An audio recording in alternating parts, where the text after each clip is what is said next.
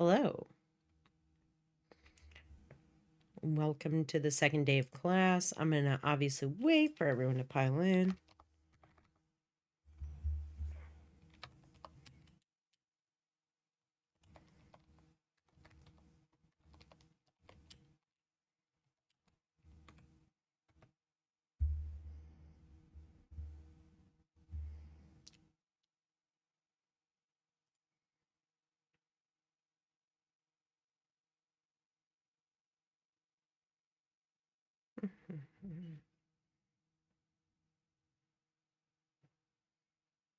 Lillian, do you go by Lily?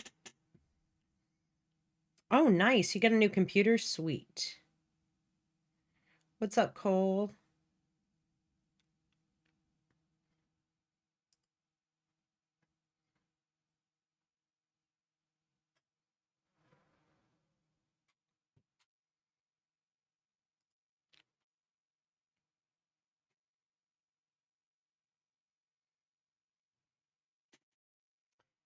Hey, Jose. Tony. What's up, Tony? Is it Tony?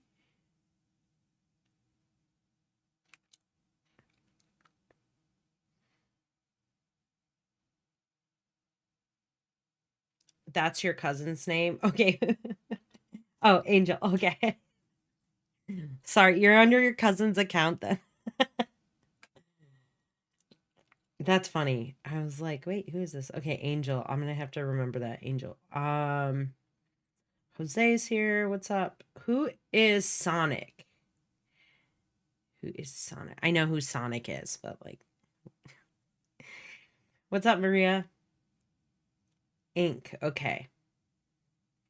Ink. I'm sorry if I didn't catch all of your introductions in Discord. There's so much text going on in there right now. I'm bombarded by it.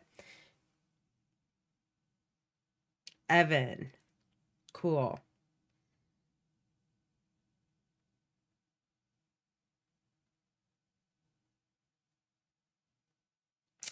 Me? What games do I like to play? All sorts of games, but I like really story-driven games. I do well with like a task. If I play, I like RPGs. I love RPG games, but I usually get sidetracked and then rarely do I finish that. Thomas, what's up? Jesse, Dakota. What's going on, everyone? I'm the one with the pizza tower doodles. Okay, sweet. Cool ink. Like it. All right. So, today, yeah, Thomas asked, are there any prompts in Discord or are we just showing our art right now? Just introductions and showing art today. The prompts are going to be next week. We're going to start with our participation grades. And usually what I will do is I will post them. I'll try and post them like earlier in the week. Looking at I try and post the prompts by like a Tuesday and then have them do the following Monday night before midnight. So you guys have like a week to do them. And that's usually how I do my assignments as well. Like I said yesterday, I give you guys a date range. So I usually give you a week to get a project done. And then after that, I lock the assignment and you guys can't submit after that. But a week is plenty to do that, especially for those of you who do other stuff like finding time in between then to get stuff done.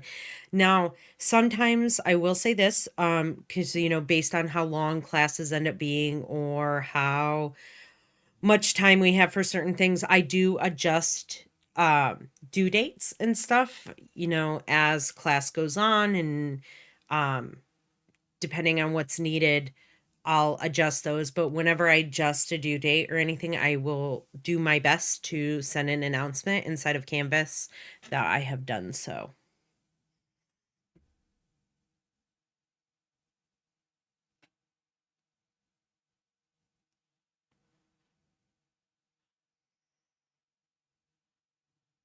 Bug Fables. No, but I will check it out.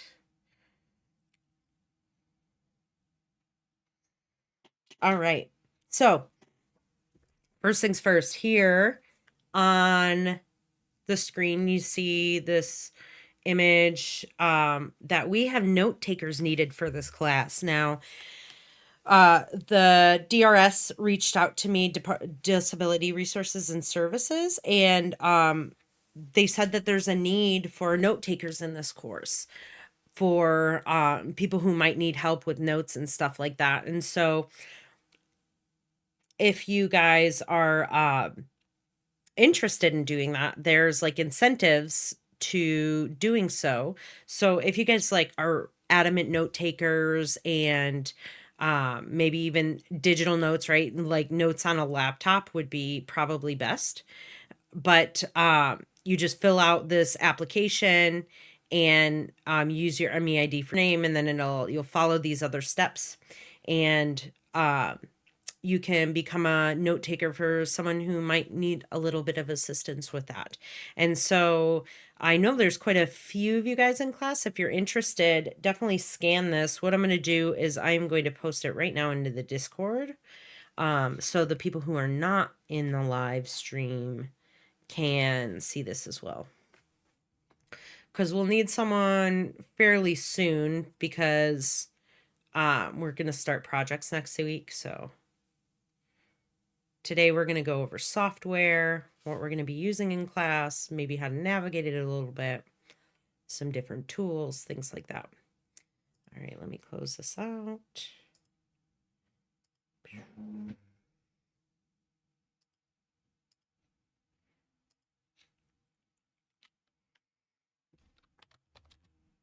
Just give me a moment while I type this up.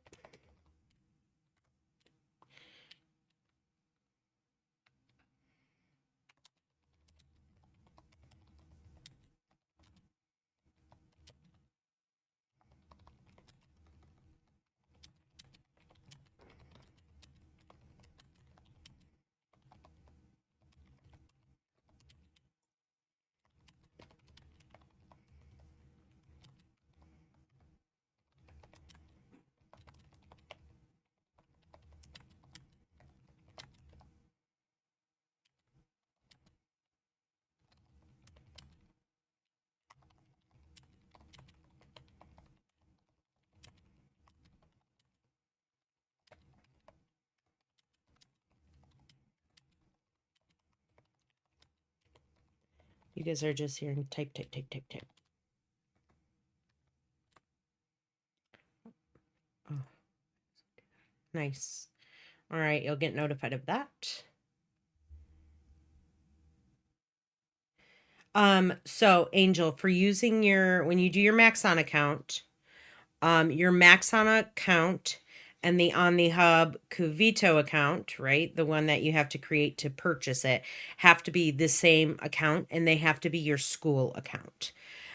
So you have to have everything the same so that basically Maxon and the On the Hub website, the Cuvito, however you say it, website, can communicate with each other and be like, okay, this login matches this one. It's obviously a school email. We're going to get you certified and ready to go. Because if you don't, you're going to have issues with that.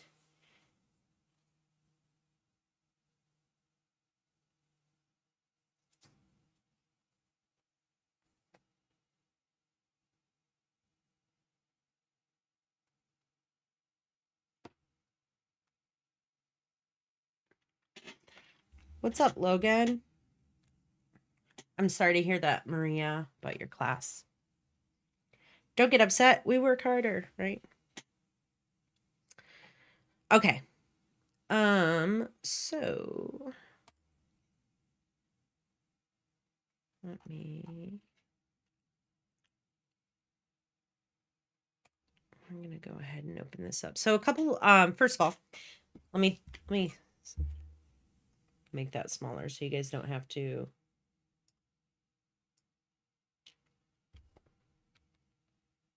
There we go. All right, so first of all, we use several programs in this class that I touched on yesterday that you guys are in the process of signing up for the technology login challenge, which, by the way, I also extended the due date to the end of Monday, like night, so that it gives you guys the time to get your computers and get all signed up.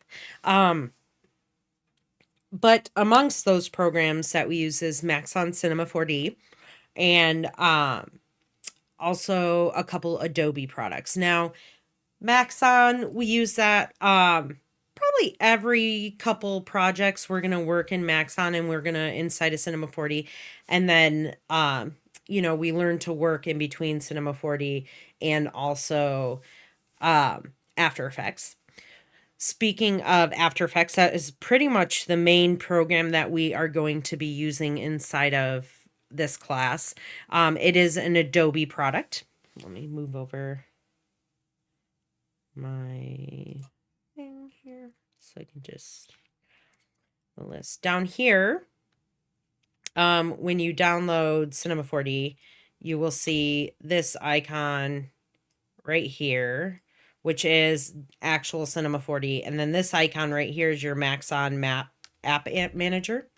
And this one right here that I have is Creative Cloud.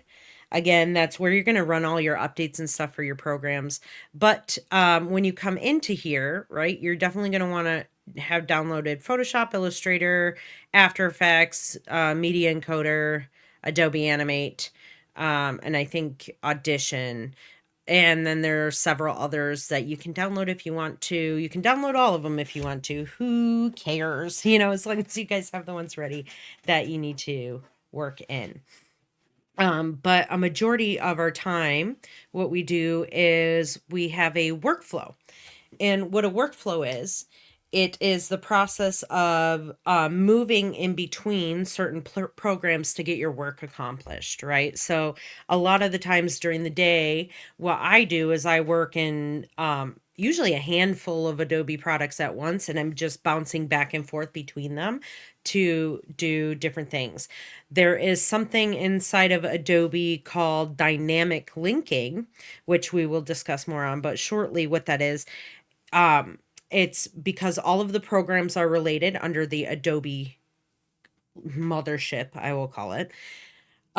There is a fluid updating that happens between certain programs when you're working together that allows you to make a change in one program, save it, and then all of a sudden it will update in the other program. So you can have two of those open simultaneously, make changes in one and have it update into the other. And you guys will get used to having and starting a workflow here when we really get into the bulk of it. But having a nice, seamless, clean workflow is essential when it comes to speed and productivity, especially in this field, which is really what makes you beneficial. The quicker you can do good work, the more likely you are to score a job, right? Let me see here. Jasmine, hello. Yeah, so the laptop requests, the department gets inundated with them immediately during the beginning of every semester, right? So they have to work through everything. And we're not the only class that requests computers. We are the only class that gets a specific kind of computer that can handle our software. I'm sorry, not class, but program, right? So people in different programs, in different classes who might need a computer have a different type. But anyone in kind of digital media arts gets a specific type of computer to work with. And okay, so Queen says that they approved your request for a laptop, but you can only pick it up on Thursdays. I don't know if they told everyone that, but if they have, what I will do is I will just extend the date of the assignment to next Friday. But still try and get as much stuff done as you can. Let me do that real quick right now. I also have a little trash panda behind me on my desk causing chaos. So I apologize for that.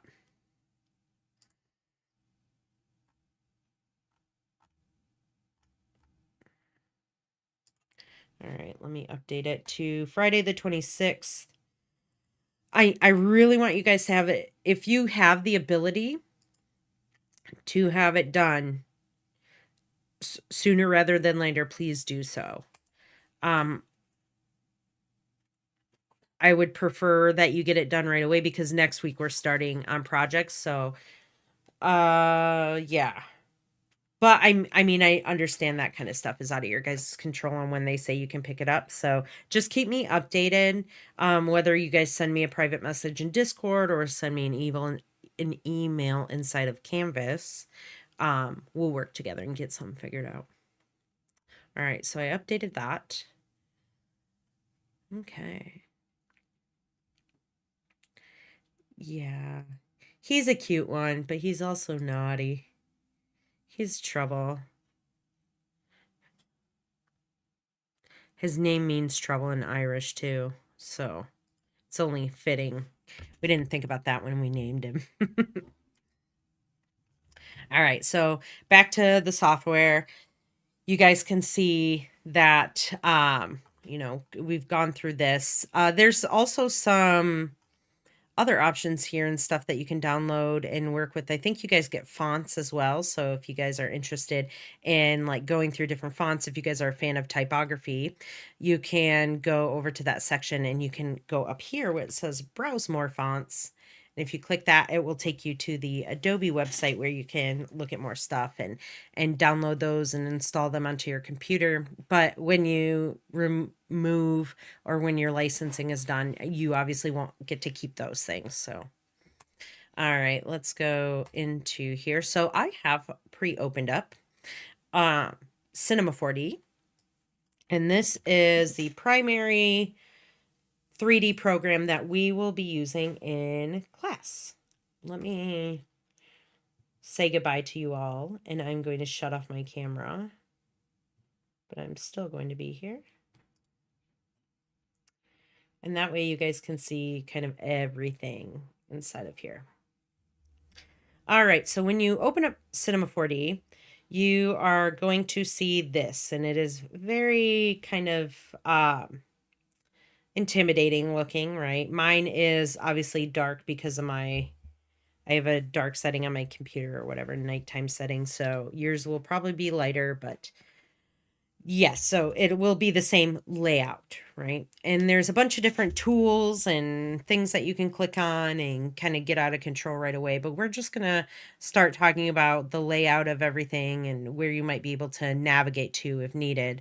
And then we're going to move on to the Adobe products to go through that as well. Blender will look very similar. Usually most 3D softwares here have a similar layout when, you know, it comes to like navigating inside and might have different tool layouts and stuff like that. But in general, they try and keep it the same because, you know, it's easier to jump between them. But there are obviously going to be differences between programs and stuff. So since you guys have already paid for Cinema 4D, I'm gonna stay with Cinema 4D this semester because $20, but you get it for a year, so you guys can play around in this. And then when you guys are more aware of Cinema 4D, then you'll be able to hop into Blender and also kind of just generally be able to navigate around without needing too much help. You know, you'll still have to look up some things and figure out where other things are, but you'll be able to look at it and be like, okay, I'm not so intimidated, right? And so the first thing you see right here is this big space in your, in the main part of your screen. And what this is it's like your stage, right? So I'll call it your stage, your viewport. Technically it's a viewport, but it's like a stage, right? So anything that you are going to do is going to happen inside of your stage. Now, the stage has different views to it. Right now, if you look up in the upper left-hand corner, we're in this perspective view. And if I go over here, we've got a little handful of tools. These are some navigational tools that you can use.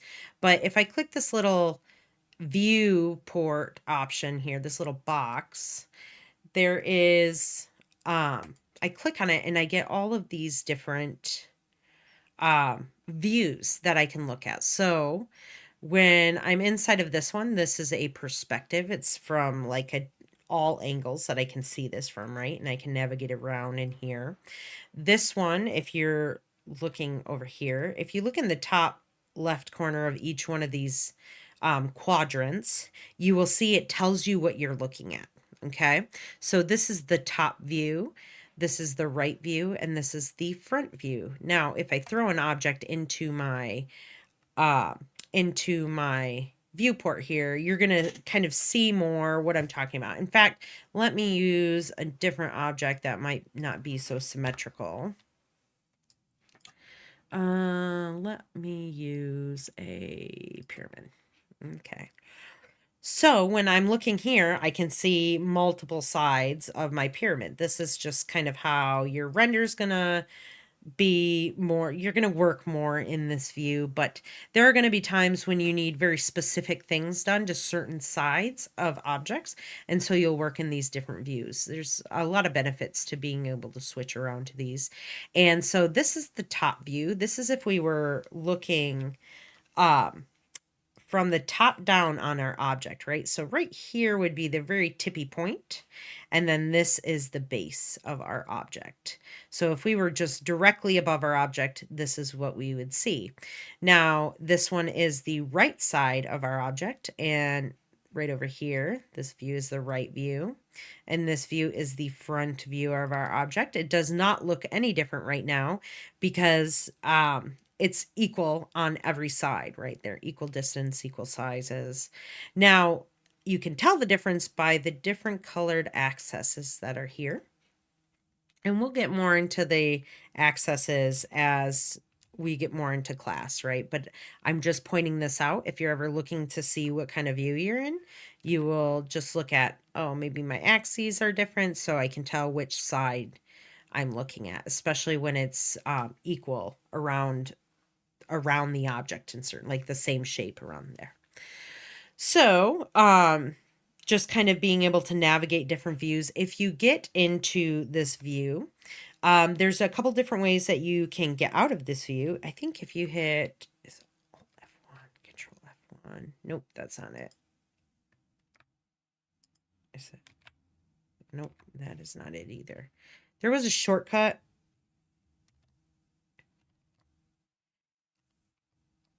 But I can't remember it right now.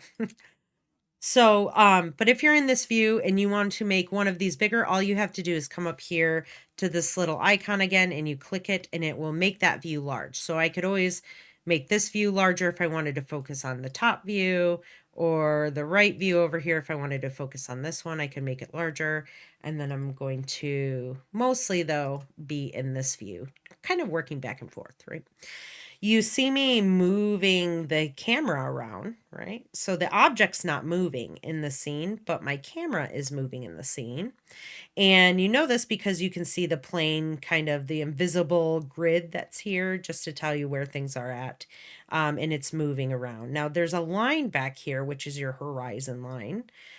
So that's how you can tell your perspective is changing, right? Because your horizon line is changing. But in order to navigate with the camera, there's different things that you can do. You can move the camera around, right? Which is just movement. You can dolly the camera in and out.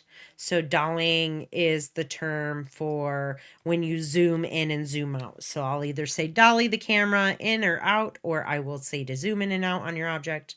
Either way you can do that. And then you can rotate the view around your object. And in order to do that, all you have to do, there's some shortcuts, right? So shortcuts are important to learn for any program when you want to become efficient and essentially start to master a program. Because they make you quicker. And what shortcuts are is they're just a series of key inputs that allow you to do a certain task, right? And so in order to move the camera around, all I have to do is press the number 1 and click and drag my mouse, right? So if I hold down 1 and I click and drag my mouse, I can move my camera. If I hold down the number 2 and click and drag my mouse, I can zoom and dolly in. Notice there's like a little plus sign. Wherever I end up clicking is where you're going to zoom into, right? That little plus that happens at the end of my mouse click. Wherever I hold that 2, push click is where I'm going to zoom in. That camera focus essentially happens, right?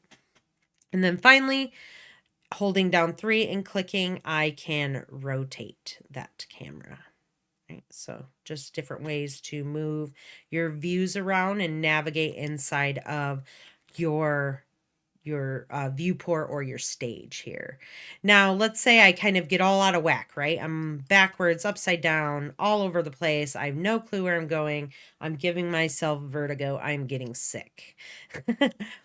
What you can do is you come up here and there's a series of little drop down menus here, which allows you to control, sorry about that jaggedy little circle, but it allows you to control different things that are happening within your stage. And so you just click on view and then you say frame default, and that will set you back up to where you start when you open the program.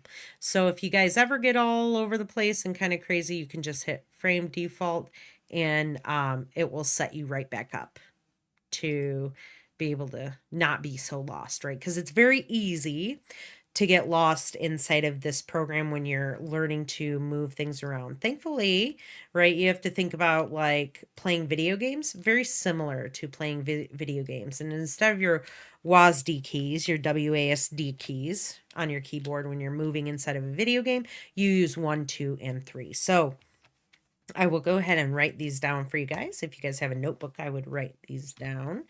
1 equals move. 2 equals zoom or dolly.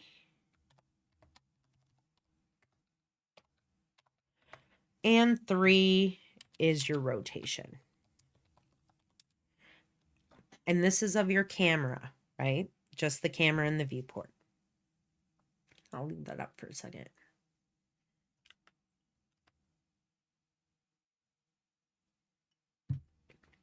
All right. Move that out of the way. Angel, you find the Adobe Creative Cloud. Did you download it?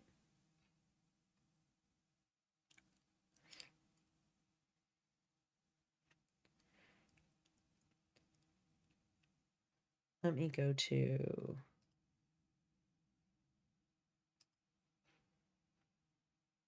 One second here, you guys.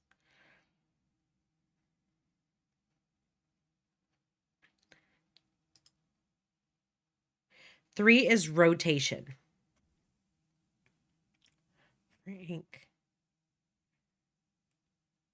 Yeah, sweet. This program, it's pretty, you know, like I said, it's intimidating to look at first, but once you kind of figure out how to navigate it, it feels a little bit more comfortable.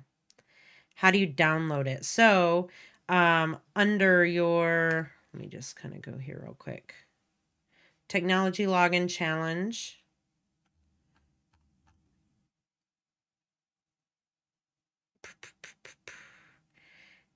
Or if you just go to Adobe, I think just go to the Creative Cloud.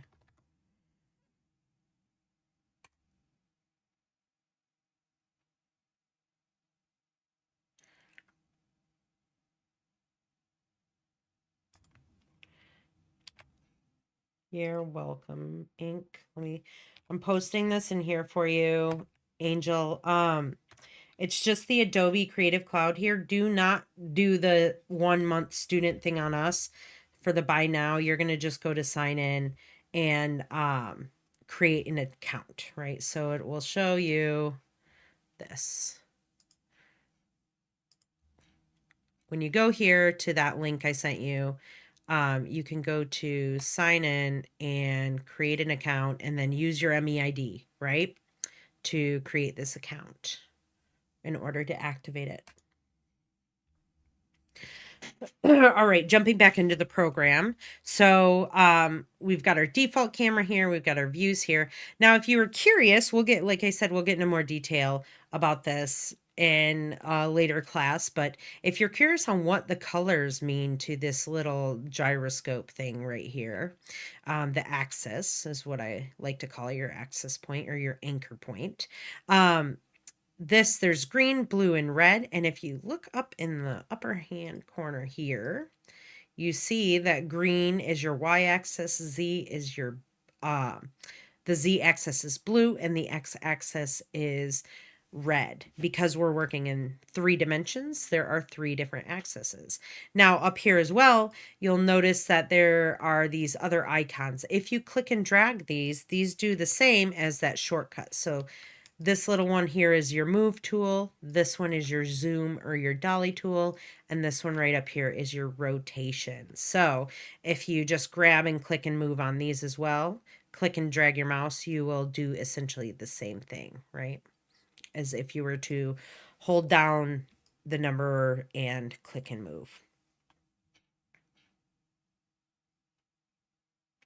Gavin, the Discord is inside of your in the technology login challenge.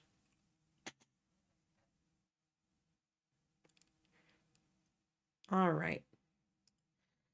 Now, you notice a bunch of tools, right? There's tools up top here, there's tools on the side here, and a bunch of like what look like tools over here. These are not tools, these are different things, which I'll get to in a second. But these on the side are general tools that you have that you can click and use to work with. I will usually use shortcuts, but sometimes I'll just come over here and click on different ones and it will change your tools. For instance, this tool here, if I click on this and then I grab one of these access points and I start moving this, it's not moving the camera, but I am now all of a sudden moving my object that I have here. And now my object, when you move objects inside of Cinema 4D, you want to make sure that you're grabbing one axis at a time and moving it like this. Try not to grab these little corner points and move them like that, because that will notice that when I click this, it changes to white on 2 different axes on my Y1 and my X1. That means that I'm moving this on the X and Y axis. And things can get rather chaotic and stuff if you do that. So it's best to just, when you have an object in here, to just click it and drag it like this, right? Click and drag. Now, if I click this second tool over here, these are your general basic tools that you're going to work with all the time, which is your rotation tool. And so if I click that, you can see that that access point turns to that gyroscopic like shape, right? And the same thing goes for this. If I want to rotate my object, I'm going to click on one of these access points. This one I grabbed was X. This one right here is the Z axis, and this green one right here is the Y axis. And so you can just kind of basically rotate your shape in any 360 direction that you want by doing that. And then finally, we have a scale tool, which will change these little ends to boxes. And now if I grab and click and drag, I can scale my object, right? And so just some basic object movements that you guys can play around with. You know, I want you guys to get used to navigating inside of Cinema 4D. So over the weekend, I encourage you guys just to get in here and just kind of play around a little bit with some objects and see, you know, moving them around, maybe stacking things together and seeing what you can kind of just play around with and do inside of here. These tools and stuff we might use later, but these ones are not as we just don't use them all the time. Now, these ones up at the top, the move, the rotate, and the scaling of objects, right? They all have their own little shortcuts as well. So if you hover over tool, a little black box will appear and it will kind of tell you or give you a clue to what it is. And then if it's in brackets here, you can see that it has a shortcut, right? So not everything has a shortcut, but some things do. And the shortcut for move is your E button. So if I click on my object, if I just hit E right here, I'm sorry, I hit R. But if I hit E right here, it's just going to highlight that tool, but nothing's going to show up here because I don't have my object selected. So I'm going to select my object. And then if I hit E for move, I'll get the movement little axis here. If I hit R for rotate, I'll get the rotation gyroscope. And then if I hit T, I will get scale. So they're right next to each other, just like 1, 2, 3, you have ERT. So then I'm going to write that up here for you guys. So let me do this. Moving objects. E equals move. R equals rotation. And then T. T is technically transform, but it's scale, right? Transforming, scaling. And so I'll leave those up there for you guys to write down. I also have some notes in Miro that give some links to some places where you guys can look up different shortcuts and stuff. And so I think it's important that you guys have those just kind of maybe bookmarked on in your browser, or maybe downloaded somewhere on your external hard drive when you guys get one. But yes, so I have some resources for you guys in that Miro board, which you guys will get access to next week. All right, let me take this out. So I keep playing around with this thing. This is an object, right? I kept calling it an object. Technically it's an object, but, well, it is an object, but technically what it is called is a primitive, right? And so over here, if we look over to the right side of our screen, we have like this whole toolbar right here. And instead of like movement tools, these are your objects. These are your things that you use, and your deformers and different things that you use to basically model your objects and to set up your environment or your stage. Excellent. I'm happy, Maria, that you ordered that. And yeah, let me know your question. That is okay. Not a problem. Cooking sounds great. I'm going to have to cook after class, so. But if you guys look at these, the blue ones right here are your primitives. Now, these ones right up at the top, these are called splines. So basically, if I put this into my stage here, you just see like this line, right? And so it's essentially just several points, a few points, to create like this invisible kind of shape in space that you have to eventually add dimensions to. You have to add basically volume to in order to make it a 3D object. But these splines are ways to start with modeling.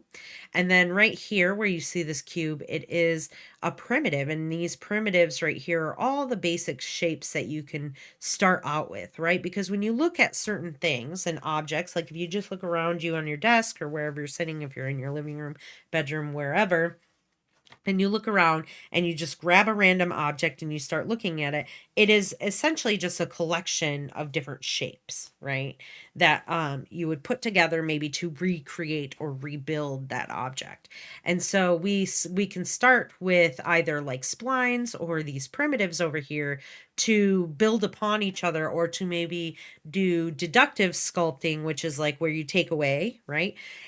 To create an object in 3D space. Now, these right here, these are different things that you can do to an object. So you can add extrusions to them, lofting, adding a sweep to them. And we'll use some of these, and you don't have to worry about what they all do now, but we will use some of these later on in class. But it's just good to know that these affect your objects, right? And so there's just different ones here. There's a volume builder, there's a cloner, and you basically attach these to your primitives or your objects inside of here to make different things happen. Same with these little purple ones right here. These are deformers. and these deformers deform your objects or your primitives. So we will also be using these in class. Now, if you see there's a little arrow, if I zoom back in, there's little arrows next to these, and that just means that there's extra things inside of this, right? Like it's just a folder that's going to open up a menu of things to use. And so if you just hold and click, like a long click on these, you will be able to see all of your options within here. Now, if I move down here, these are different things I use to create my environment and to set up a stage, essentially, right? So I have a sky object. This allows me to essentially set my background, right? We have different kinds of cameras here that we can work with, and then different types of lighting that we can use. And each one of these options is good for different scenarios and stuff, and we'll use usually the same ones, right? We'll use a couple different ones maybe throughout the semester, but in general, we stick to the same type of lighting and stuff inside of here, especially because we don't have an exorbitant amount of time, so we're not going to be rendering things that are super high detailed, very crazy textures and stuff like that. We just don't have the time to do those, especially because we're not just a 3D course. This is more about animation. So we kind of just we're introducing you guys into 3D, and so we kind of stick to basics in the class. Now, if you look over here, these are some different panels that you have. This panel right up here is the objects panel. And then there's another one that you can click on that says takes. Down at the bottom here, let me see if I can do this. I will try to navigate differently so I don't have to keep zooming in and out. I apologize.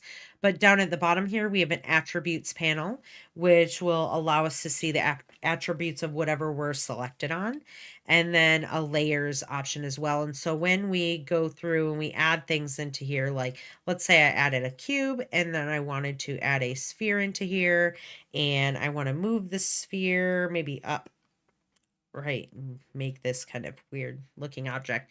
I have two separate objects inside of my objects panel, and each of them has their own separate attributes. So when I click on, right now I'm on the sphere, the attributes look like this. When I click on the cube, I have different attributes here. And then within those, I have additional things that I can go in here and change and update to, create different things. So seems like a lot of nesting, right? But we'll get through it, and once you guys kind of learn how to do things, you'll be fine. Now, down here at the bottom, we have what is our timeline, right? This is for animation. And right now it looks very short and small, and that is because we need to just click here to make it bigger. So that little tiny diamond, if you click this little diamond in the very lower left-hand corner, all of a sudden it will bring up your timeline where you can see when you start to keyframe things. We'll talk more about keyframes later, but you have your timeline down here, and you can use this to scrub through that timeline and animate, right? So if I want to hide this, right, because screen space is everything, especially when you're working on a laptop, and so kind of jumping back and forth between these is easier. So if you hit Shift F3, I think you can, that's the Shift F3 allows you to jump back and forth between that. No, get down. I have a visitor. Come on, bud. Let's get down, buddy. All right. Again, Shift and F3 on your keyboard will allow you to jump back and forth between your timeline and making the stage bigger. Shift F3. Let's get back to that. It almost looked like a Lego piece if Lego was rounded. Do we open up this app right now? I have my rented PC on, but my personal laptop's no. It's probably better if you just watch right now and get used to seeing this kind of stuff, and then have everything all downloaded and open this up and then start trying to play with it, right? And then you can always rewatch the video and watch specific parts if you're wondering again what it is, but I would just kind of watch today and take some notes and just being introduced into the software for you. Up here at the top, we have another bar of what seems like tools, and these are just different ways to select specific sides of an object, right? So maybe sometimes if I'm working with a cube, I might want to select one side of that cube, right? And so when I'm selected right here, I'm in my like object mode. These are technically modes, right? So I'm in an object mode here. Model mode is what it's called. And so if I grab it, it's going to grab everything. But let's say I just wanted to grab one of the faces of this cube here. I'm going to go over here to my polygon mode, and I'm going to select that. And I can grab this face here and I can extend it out and make it different. Now, in order to do this, you have to change the primitive to an editable object, which I'll show you guys later how to do. You don't have to start messing with that now, but I'm just kind of introducing you guys to seeing how you can do it. I can also select edges by selecting the edge tool up here. And so if I hold down shift and click, I can grab multiple edges at one time. Same with faces, and I can move these around. I can hit R. I have the ability to rotate these and even, I think, scale them, which kind of gives you some really weird results. Right now we've got something very interesting that could be like an art museum or something like that, but would it stand? Probably not. And then we have a point mode. So we can select up here and grab a point. You can see them. They highlight very, very small. They turn white, but normally there are these little black dots right here on the edges of your polygons. And you will click those, and unfortunately you can't scale those, right? Because it's just a point in space, and you can't scale that point in space. You can't really rotate that point in space either, but you can move that point in space. So with the point mode, the only thing that works is movement, especially when you only have one point selected. I don't know if it will work. It will work with rotation if you have more than one point. And then probably the scale as well. But if you only have one point selected at a time, the only one that will work is the move tool. All right, so let me kind of get out of this. And then let's say I wanted to move that whole model again. I would just go back into object mode, and I would grab this and move this around. We'll probably retouch on all of this stuff again later, right? But I'm just kind of showing you guys these now. This is UV mode. This is for texturing and stuff like that, which we probably won't use in this class. And some different tools here, which we might not use, but this one we might, the axis, right? Your anchor point, which we'll also talk about later. And then finally up here you have like your regular options bars, what kind of I call it. And so let's say you wanted to create a new project. You would come up here to File and click the drop down menu, and you would just say new project, right? Also Control N as in Nancy works, but you can always save your projects here. You can always create a new project. You can open your projects, normal stuff that you would do in here. Different options for editing, creating models, tools, all sorts of different things on here. Animation options, simulations, things like that. So actually what we can do is we can create a new file. We've got this one opened, but it's not saved, right? I haven't saved anything. I haven't really created a new project. And you can tell that by looking up here on this little tab, which is the project that I'm currently in, and it says Untitled 1, and there's this tiny little asterisk next to it. If there's an asterisk next to your project, and this goes for either in Maxon, so inside of Cinema 4D, or inside of your Adobe products, it means that it is not saved. Saving your work is crucial. I have students every semester who will put in hours of work. They will not save it, and something happens, right? And that is devastating. It hurts us all. It's happened to us all. It will probably happen to you. Do I want it to? No. Right? Like, I definitely don't want you guys to have to deal with that. And so I stress that you have to save your work every so often. And there's usually auto saves on these things, but I haven't even created a project yet. So let's say I open this up and I start doing a bunch of stuff and I haven't even saved it to a project and my computer breaks down, I've lost all of that work, right? So making sure that when you come in here, you set up a project first and foremost before you do anything is essential. Okay. I have, oh my gosh, I have no idea what's happening behind me. I'm happy my camera's off though. um, and then finally, over here on the left-hand side, you have up at the top, I'm sorry, right-hand side, you have up at the top all these options for different layouts, right? We're in a standard layout right now. This is what it looks like when it opens up. But I can always switch this layout to a model mode, which will all of a sudden takes the timeline off there. Sometimes your tools will change based on whatever mode you're in. If I go into the sculpting mode, all of a sudden now I have different tools on here.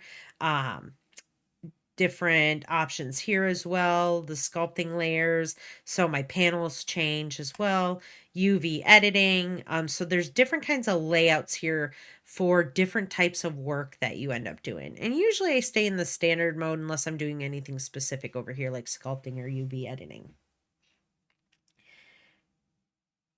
That and not making backups is troubling. Yeah. Yeah. Usually backups are a pretty good thing. I'll teach you guys how to do that. Kitty is not helping, but he thinks he's helping, so I'll allow it. All right, so that's kind of the introduction into Cinema 4D and the layout and kind of navigating in between here. So we have, oh, we'll go over this again.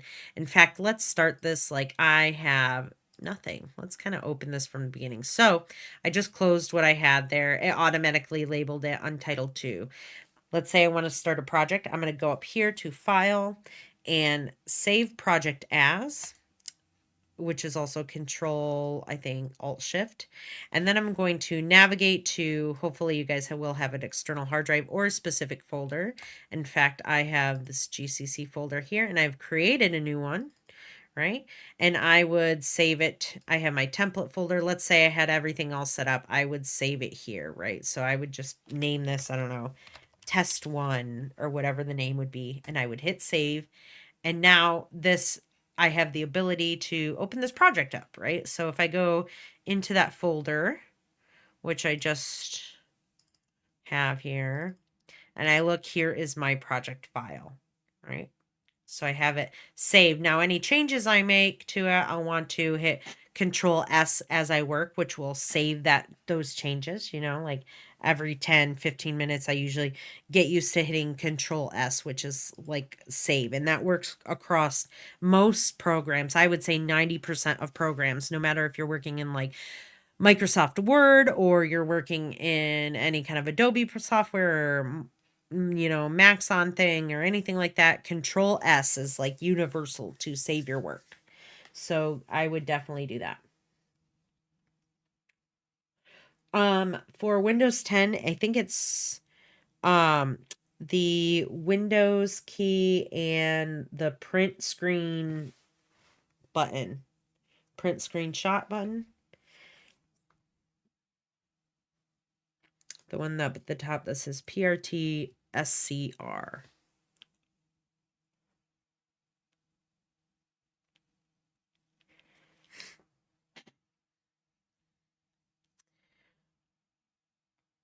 All right. So again, I have saved this project. Now I can come in here and, start playing around. But again, you have like your options toolbar up here or your options tabs. You have your tools to interact with objects on the left. You have some options on different ways to select your objects on the top.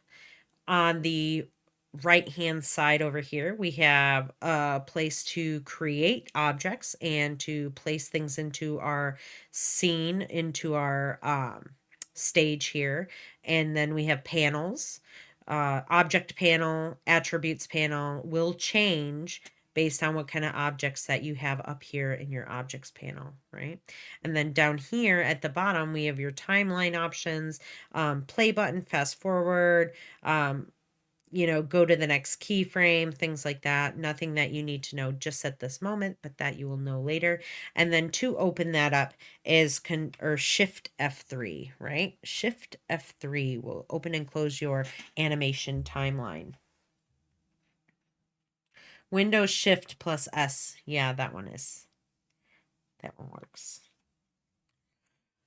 Again, we have our stage. You'll hear me say scene, stage, viewport, all interchangeable words, but all the same thing, right? If we want to change our different views from here, we will just come up here and click this little box in the upper right corner, which is your toggle, your views. And then we have different active views down here, which we can click on, work within, and also make larger if we want to focus on something, right? And then let's say we use 1 to move your camera inside of your scene, 2 to dolly or zoom, 3 to rotate your camera.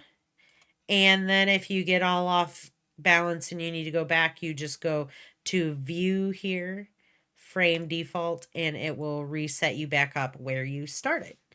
If we have an object, if I click on this cube here, it will bring a cube in here.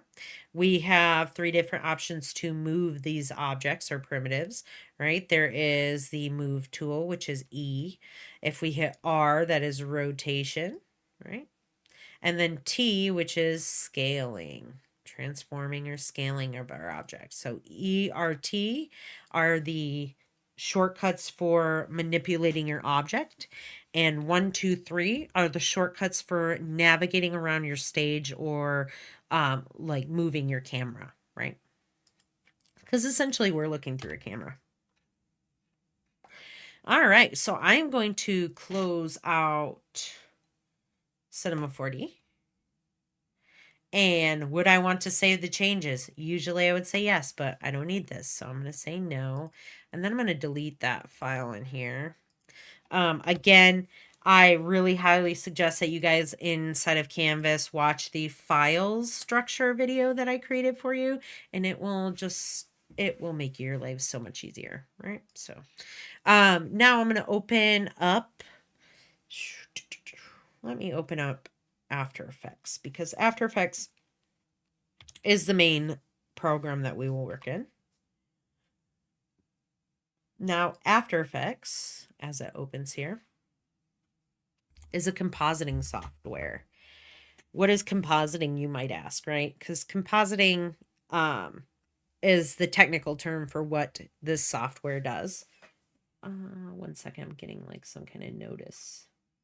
Dedicated previous things. Do you want to migrate these? Sure. It's opening it off because this is not my main screen that I work on. I work on dual monitors, and my one on my right is my main. So it opens everything off to the right. Oh, it's taking a second. Do we have any questions about Cinema 4D before I move on to After Effects? I'll give you guys a second.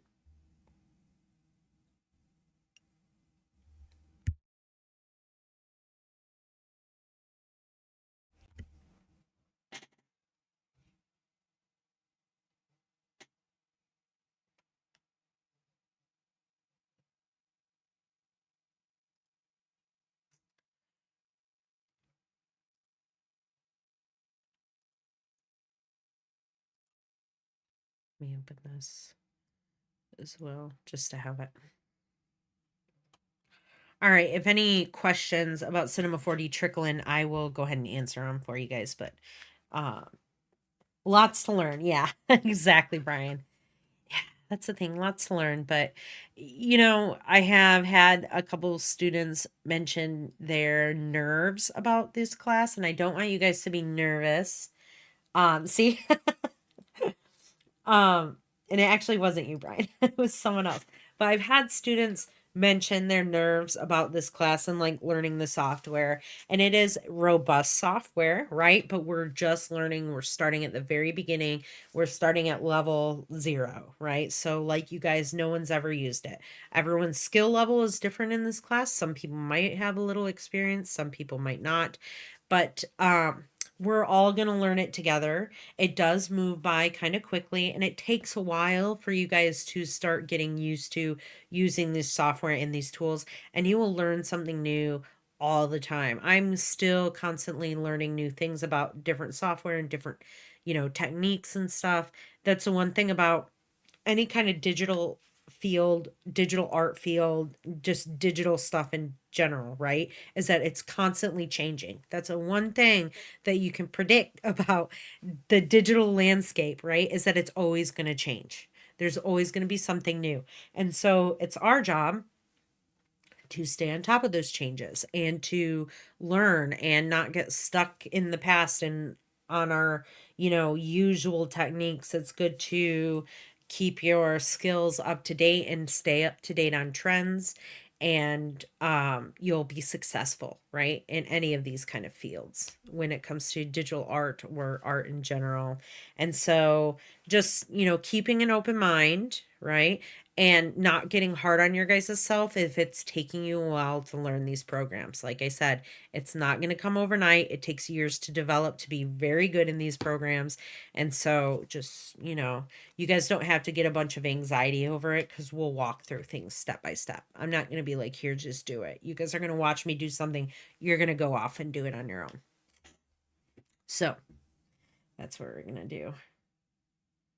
Yeah, sweet. I'm happy that you think it shall be fun. Evan. I had to go back up. I'm trying to remember, your guys' YouTube tags, like names, versus like what you guys in your little icons and stuff. So, to your names. So if I get them wrong, I apologize. But all right, I'm going to shut my camera off again. Okay, so here is the Creative Cloud app again. Inside of here, we're going to be using the apps that I've talked about, Illustrator and Photoshop. We will be using Photoshop is for photo manipulation. So if you guys choose to work with images, you can use Photoshop. But most of the time, we're going to be creating our own assets inside of Adobe Illustrator. There are differences between these. You can draw in both of them. But this is a raster-based program, and this is a vector-based program. Now, rasterized images, right, are based off of pixels. So photos, things that you can like draw, like usually most of like, let me think of another Procreate is a raster-based program, right? Illustrator is a vector-based program, which means that everything that's created in here is based off of mathematics and not pixels. Pixels stack up together. You guys know what pixels are. But the vectors, what this mathematics does is it like figures out points and different things within your canvas. And because it's based off of mathematics, the whole image and stuff, you can change the size of this to any size, and it will always be crisp. It will always be clear. Now, so I want you guys to think of the difference between a photo, like when you zoom in on a photo, the photo becomes pixelated. But if you zoom into a vector, shape or object or something like that, it will always have that crisp and very sharp look to it, because no matter how big you make it or how small you make it, because it is based off mathematics, it can adjust it to work to whatever you need. So what's nice about working inside of programs like Adobe Illustrator versus Photoshop is that if you need to do something, let's say you make a logo, you're probably going to want to make it in Illustrator, because you got to think of where that logo is going to end up. It could end up on a business card. It could end up on a billboard, you know, and so you're going to need it in a bunch of different sizes. So if you make it a vector based image, you can do that versus if you made it a pixel based image or raster based image. Raster based is the technical name, but made out of pixels, right? Um, it would be grainy. You wouldn't be able to tell what it was. So, but we work through with these programs mostly Illustrator. Very seldomly do we really open Photoshop. You guys can use this later on down the road with your more creative projects once we get into them. We also use After Effects, which I'll go through. Adobe Animate, which is a frame by frame drawing um, program. It used to be Adobe Flash, and they have since renamed it. And then Audition, which is for audio editing. So we'll use that later on down the road when we start using an audio. And then Media Encoder, which is an encoding app, which basically exports or sends out your videos. So it takes what you make and it turns it into a video for you or whatever you want it to turn it into. You just tell it and give it the instructions and it does it for you. Vector, that's me because I'm committing crimes with both direction and magnitude. I love that movie. Oh yeah. Yeah, Adobe Flash. It's the same. Like it's very good, right? But what's nice is because these are, like I mentioned in the beginning of the class, that these Adobe programs have dynamic linking, right? Most of the save files that you have for any kind of Adobe software will easily be brought into another program. So if I made something in Adobe Illustrator and I needed to work with it in Adobe After Effects, which we will do often, um, I can just drag the working file into here and I would be all set. So the first thing that you're going to see when you open After Effects is this, right? Here is your program layout as well. Let me kind of close some things that you guys will not have here. There are like they're called scripts and plugins, and they're just add-ons that you can add to your program, which you guys do not start with. You have to pay for these, um, and it's not something that comes natively inside of After Effects. Let me see if I can reset this. Default reset.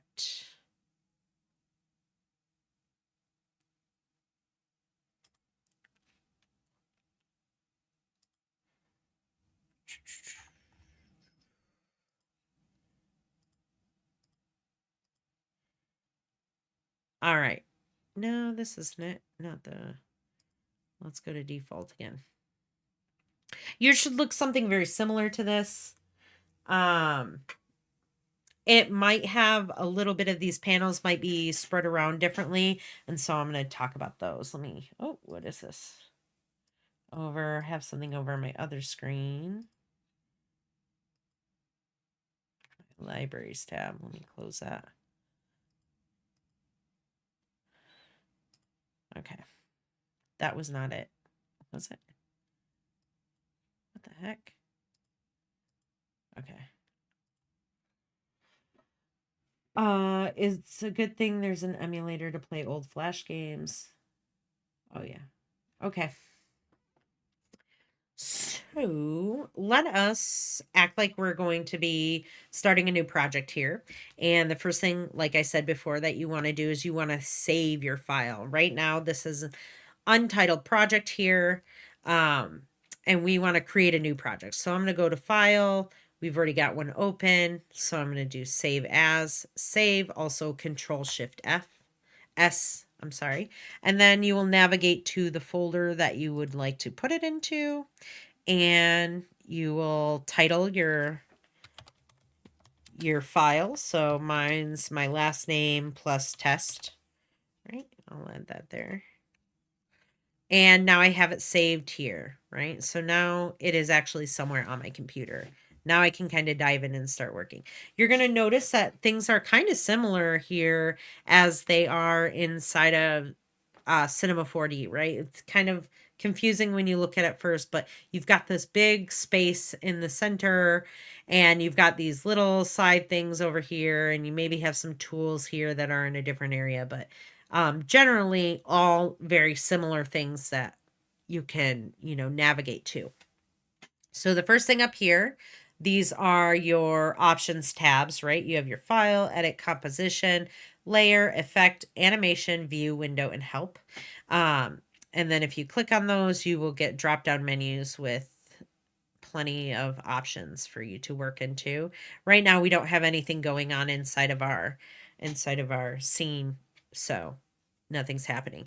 Notice if I click in different areas of this program, it highlights them in blue, right? That's showing that I am selecting those areas. Now, these are panels, right? Different panels that we can look into. Right now, we are in our project panel.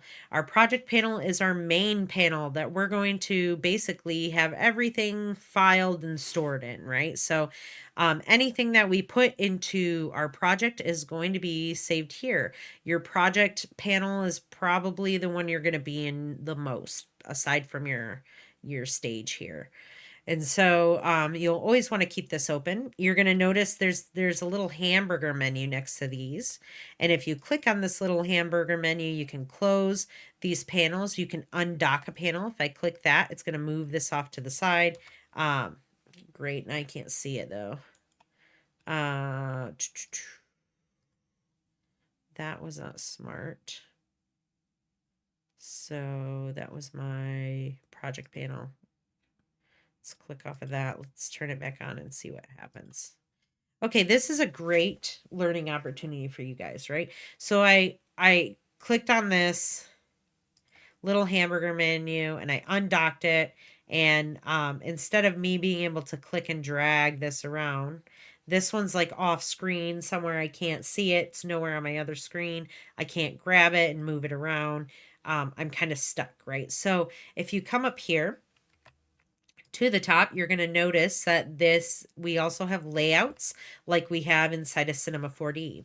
So there's the default one, there's a review layout. This one I believe is your learning one. So if you want to watch any tutorials through Adobe, you can watch there. Standard libraries, different ones, right?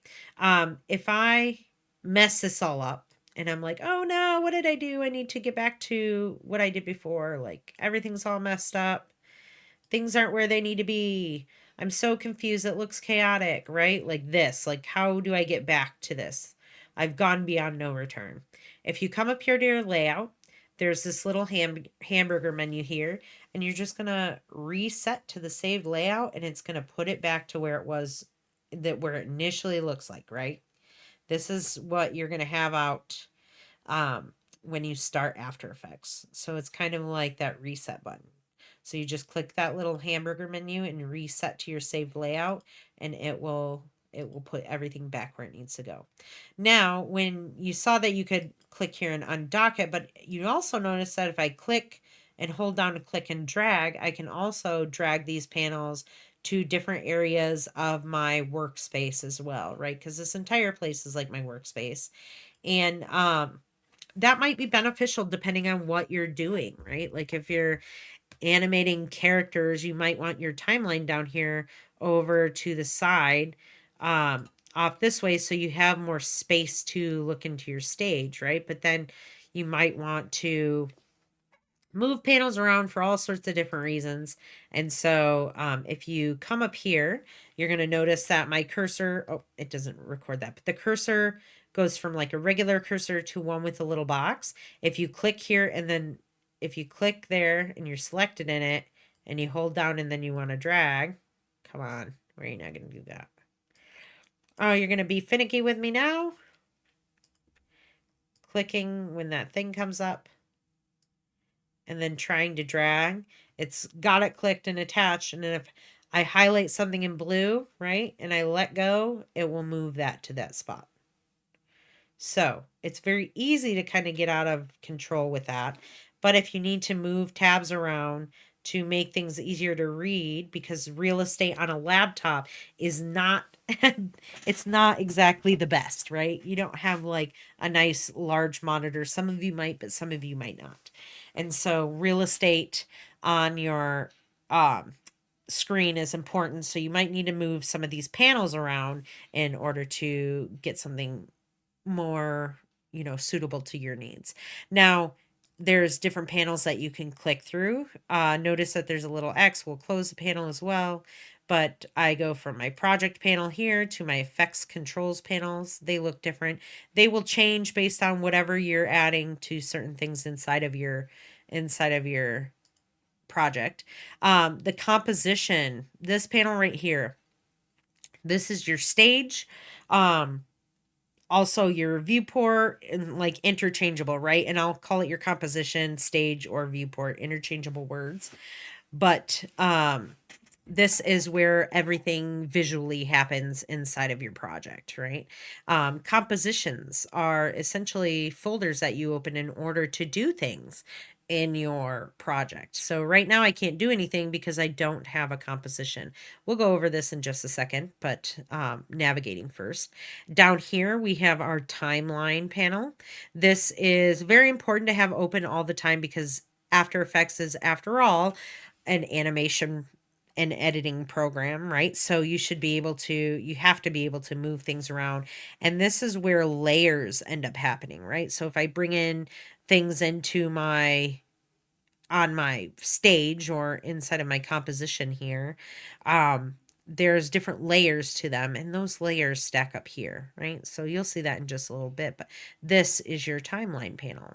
And you can have multiple timelines opened up down here at the same time. So, because you can nest things, there's a lot of nesting that happens within After Effects. And so you might have to jump between different compositions, right? Different folders, technically, with your work. And so you can have different compositions open down here on your timeline. Okay. I know it's a little bit confusing, but once we get into working in it, you guys will understand.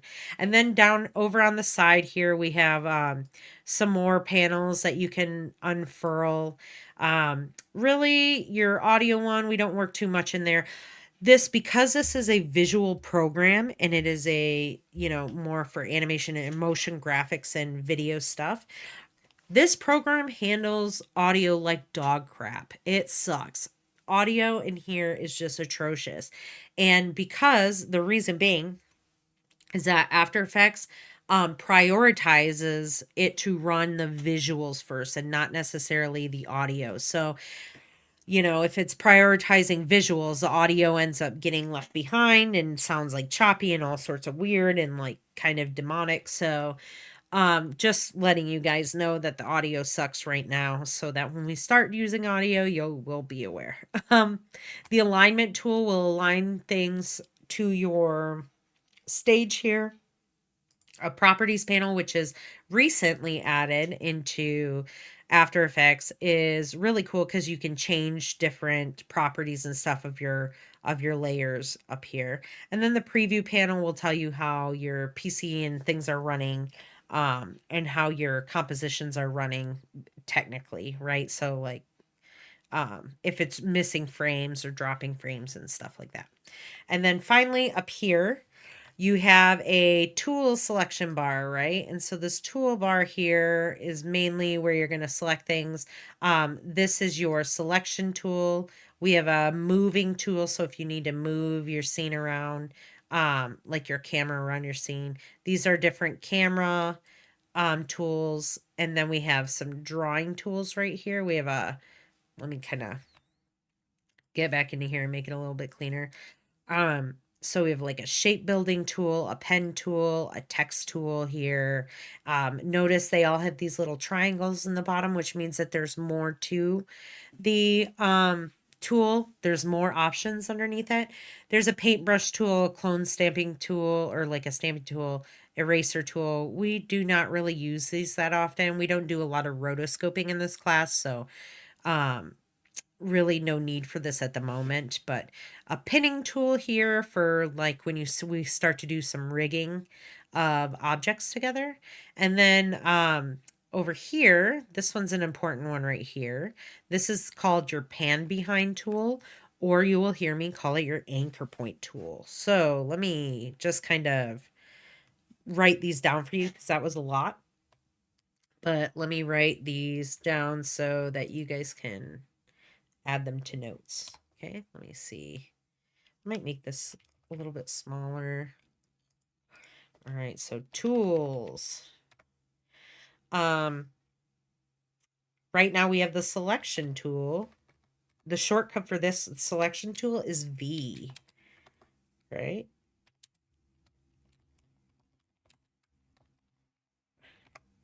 The little hand icon up there, the move, it's like a move tool, right? That is H.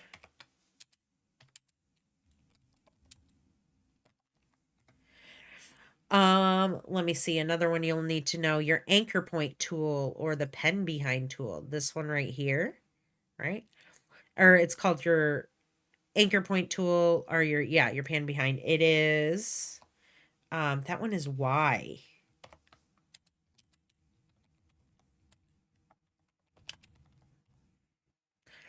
Then we have our shape builder tool. That one is M. So let me see.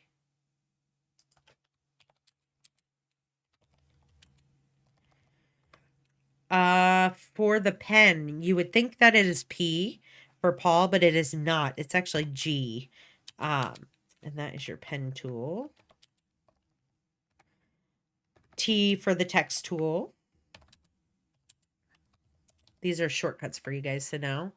And then, yeah, so those ones are important ones for you to know. These ones are going to be the ones that we use most often in this class. So I will leave this here so you guys can screen grab that or write that in, but I'll give you guys a second real quick. All right. Yeah.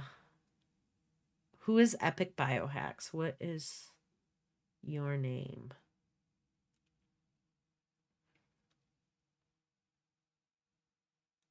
But yeah, it is a pain undocking and redocking windows.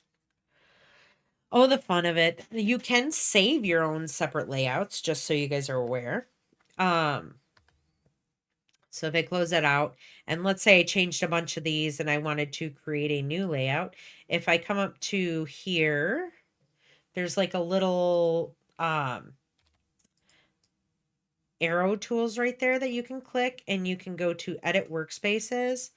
And I think you can delete things, you can create a new workspace. If you go, you can save them. So if I make a bunch of changes here, let's say, let me do that real quick. Let me add like the libraries. Let me add a bunch of stuff to Doc Smoother. Let's add this. And I move things around and they're all sorts of crazy, right? And I wanted to save this. If I go up to this hamburger menu and I hit save as a new workspace, right? Layouts, workspace, same thing. You can save that workspace. See, it says you can change the name, and then that workspace will appear up here. So I have like a general one that I usually work with, and so I select this. This is kind of my main way that I work if it's a single screen. But when I use multiple, when I'm working, regular working, I use both monitors. So yes, just option for you guys if you guys have a certain way you like to work, or you have to set it up specifically for your laptop. Ian, sweet, thank you, dude. But yeah, if you like have to redock these to make something more convenient for you for your laptop, you can save that layout so that every time you open up After Effects, you don't have to redo it all the time, because that is also a pain. So, oh, all right. Let me get into kind of file extensions real quick before we jump into like compositing stuff, right? So when you save something, there's file extensions after it. A file extension is the series of letters after the period inside of like a file, right? So After Effects saves things .aep. I believe that let me see here. We can go into the archive folder let me go into this one because this will have a bunch. So if I go into my Cinema 4D files, I'll have a .c4d. If I go into my After Effects folder, that's .aep. If I go into my assets and I go into my vector images, if I had anything there, well, let me just type it on the screen for you. So this will be easier. File extensions. Do not change the name of the file extensions, right? You can change the name of your file itself, but do not change the file extension. If you do that, you will ruin your project, okay? And you won't be able to get it back. So do not change a file extension. Brian's boy is Ian's his boy. Sweet. All right, so AEP is After Effects. You'll see me write After Effects AE, right? It's just kind of the shortcut. It's what shows up down at the bottom on your toolbar at the bottom of Windows when it's open. There's animate files, which is .fla, right, for Flash. But that's Adobe Animate. .ai is for Adobe Illustrator. Pretty simple there. .psd. By the way, it should be .aep up there on After Effects, but I just forgot that. Is Photoshop. Let me think here. What else? Audition, I think is just .au. Audition's one might be different than this, but I'm just gonna guess. Adobe Audition. But these are just kind of some file extensions that you guys are gonna end up seeing when you're saving different files and stuff. And again, don't change file extension names. You're also going to see file extensions for different types of files that we're going to be importing into projects, right? So you will see PNG, JPG, JPEG. Sometimes you will see TIFF, and these are all image files.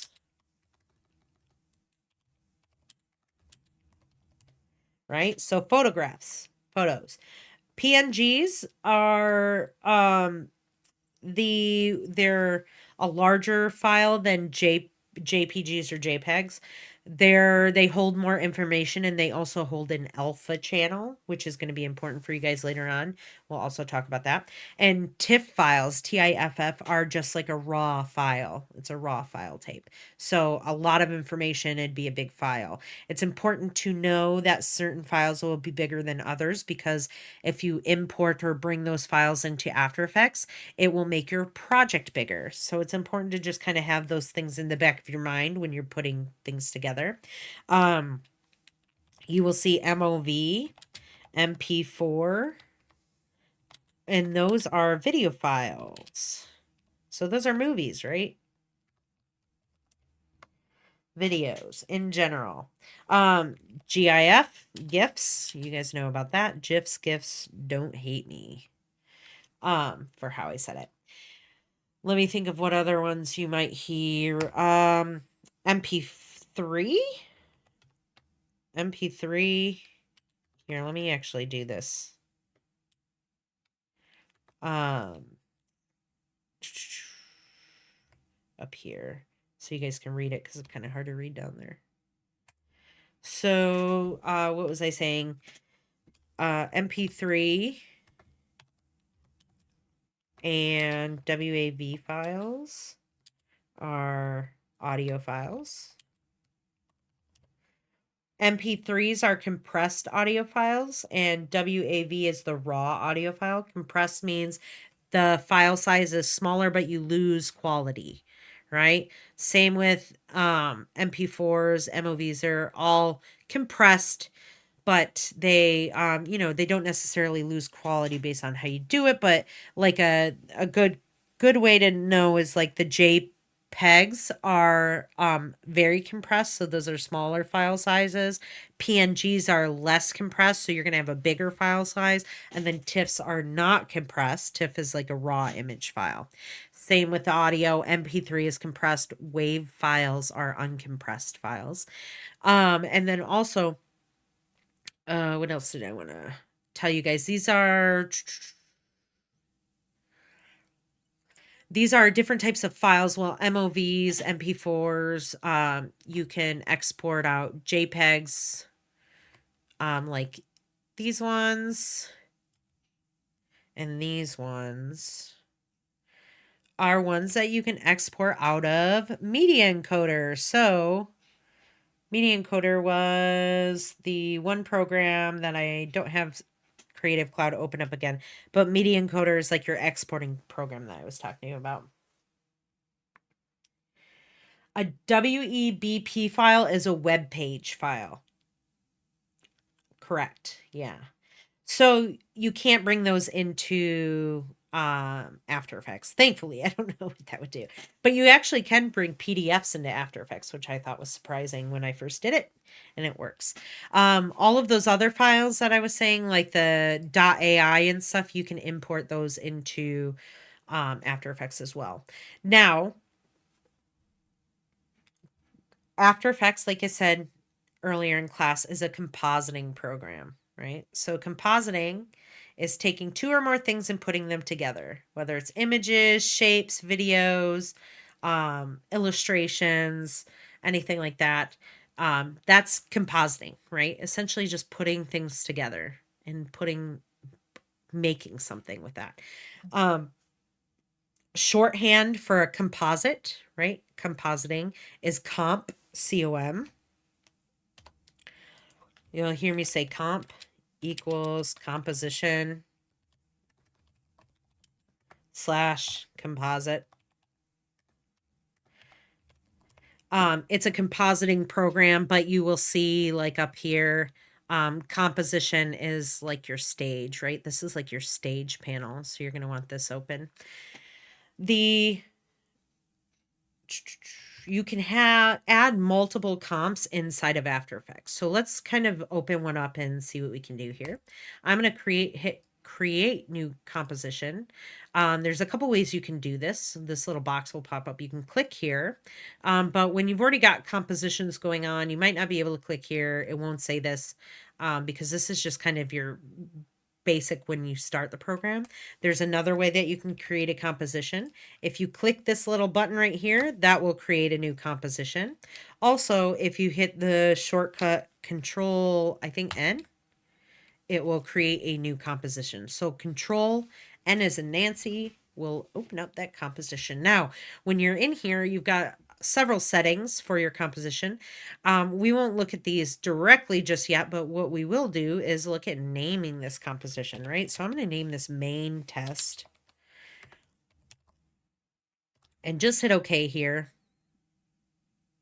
And so right away, what happens is your stage turns black, right? It might also look like this, which is kind of like a checkerboard pattern here. This is what's known as an alpha channel. This is showing you that there is nothing there, right? There's no information there at all. Even if it sometimes opens up black, that is just no information at all. There's nothing there. You might think it looks like a black background, but it is not, right? Also, then all of a sudden in our project panel, we have our main test composition that showed up. This is like kind of like your filing system that happens over here. It's important to keep this cleaned up so that if you ever had to pass your project file off to someone, they can easily navigate what's kind of going on within the project. There's nothing worse. It's so think of it like this, right? Take all your ingredients and you put them together and you bake it and you get a pie.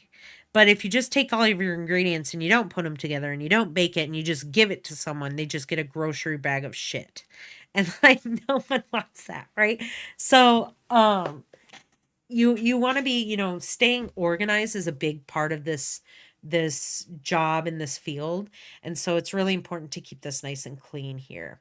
You get some information that kind of shows up about that composition, which we'll get into later, but there's also options here down at the bottom to create folders in order for us to stay kind of cleaned up in here.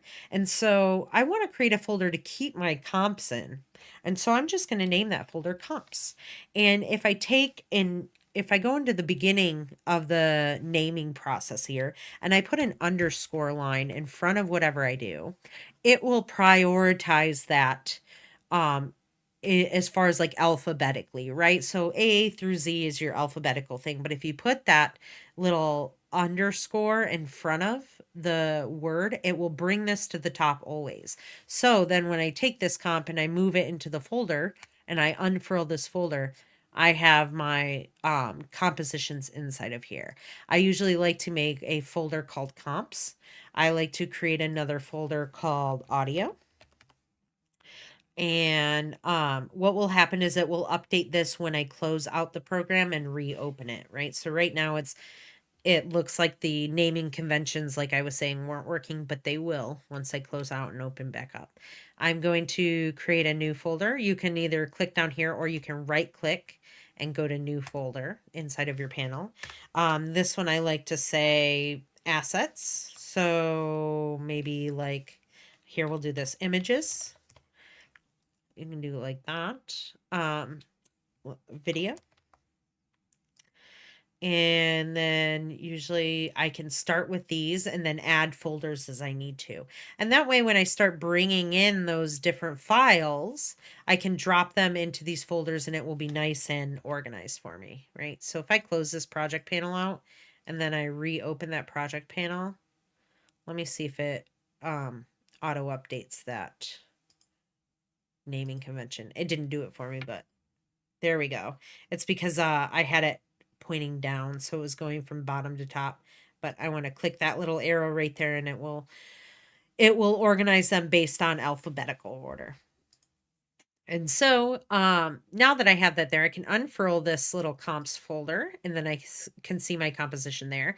It is opened up. That composition is opened right here in my stage. And you can tell that by saying it'll say composition and then have the name of that composition that you just named right there. If I wanted to make another composition, I could select my folder there. And if I just hit that comp button, I could put maybe this is test comp 2, right? Because I have my main one. And I'm going to hit OK. And it automatically, whenever you create a new composition, it's going to open it down here in your timeline. But notice that I have two compositions open. I can switch between them right over here. And then while I'm clicking on that, it is showing that it's changing up here as well. So I'm in the main one. If I click this test comp 2, it will change it to that. So whatever one I'm in, whatever composition I'm in down here on my timeline will reflect what's up here as well inside of my stage. And so let's kind of, let's bring some things into here. I'm going to hit Control S to save my progress right now. But let's kind of do like a compositing demo. So the first thing that I'm going to do is go online and let's go to some kind of, let's look for an image of something. Birds. And I go to images and I'm going to save. Let's do this one. This eagle looks super cool. I'm going to go to save image and then I'm going to go to my appropriate folder, which was on my desktop. Use your brain. Where is it? There it is. Okay. So a lot of stuff going on my computer, you guys. And let's just say I had a folder here that was for images, right? So I'll just put that there. And making sure that this is an AVIF file. So this might be a larger type of photo file. I'm not so familiar with that file. In fact, I don't think I've ever really dealt with that kind of file. But if I double click it, it looks like it wants to open it to photos, so it should work. And it's got a little photo icon there, so and then let's take, I don't know, like this kind of Autobahn type looking image. Actually, let's do, where should we put this bird? Yeah, transparency. um Alpha channel and transparency are the same things. We'll talk about those later. Let's put this eagle inside of, like, I don't know, Wall Street. Let's do something dumb, like really stupid. The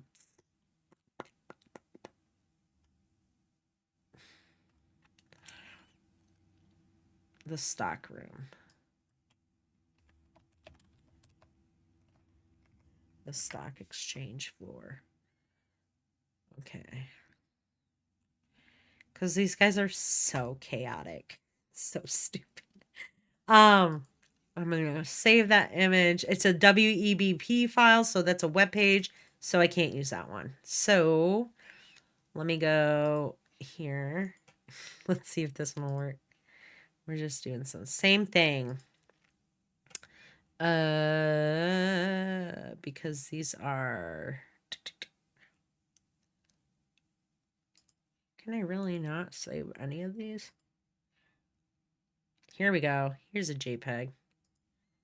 All right, we'll save it into the same spot. Bird is a word. Down, down, down, down, down, down. And then let's, like, what shall be the bird's friend?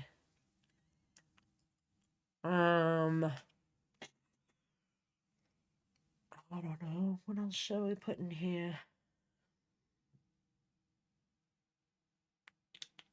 Anyways, let's start with just the bird in the stock exchange room, which are really dumb. I realize how dumb that is, but so we want to bring these images that we just saved into our project.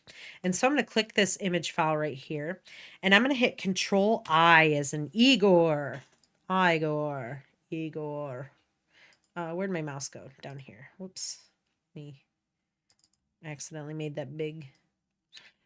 So you can hit Control I to import it. You can also right click and go to import down here.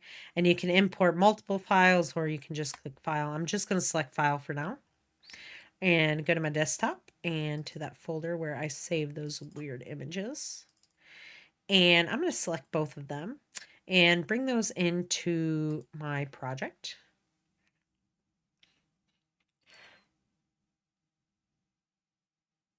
Oh, that's why. This is a camera raw. Wow. Wow. I can't believe they actually give you like a raw file to start. It opened up a different program. Let me see if I can still bring that bird in there. Footage, import. So this is interesting. Okay, let me hit okay. Wow, it gives you the option to, because this is like a raw file, it gives you the option to bring this into here and do some like photo editing stuff right away. Ryan Reynolds, the burb of Wall Street. You guys, it's funny. So in the images folder, one of them didn't add in there. I'm just going to click and drag that into there. And I'm going to bring that image of the stock exchange up here and I'm going to make it a little bit bigger, right? And I am going to then bring in the image of my bird. And let me make that smaller. And now all of a sudden, I have a composition. Wow, so crazy. Now, you notice that they're stacking on top of each other and there's like this black box around the bird. And that's because this does not have a transparency on it, right? So normally if it has a transparency, it would have like this outline of the bird, just the bird on its own, but it doesn't. And it's a camera raw image, so we could take this into like Photoshop and remove the background and stuff. You can do that with any image, obviously with like photo editing, but that's not really what we're looking for right now. So let me go back to We'll leave that there. And then let's go back to here and see if we can get a Ryan Reynolds PNG. Let's see if it will actually work. A lot of things will say they're PNG, and then when you go to save them, it will not have that. See, it has a JPG. As the file extension here, it says JPEG image, which means that it doesn't hold a transparency layer. So that one is not actually a PNG. Let's see if this one will. Most of them do not. It's like a trick. Ah, we've got a PNG image. Let's see if it actually works. Because sometimes they'll save it still and it will not have the transparency. Might not have it. Import it. I don't think it does. Yeah, it's still got that checkered background where it shouldn't be there. It's still there. Let me delete this. Let me go into here. Just go to Google. PNG. Free PNGs. Images.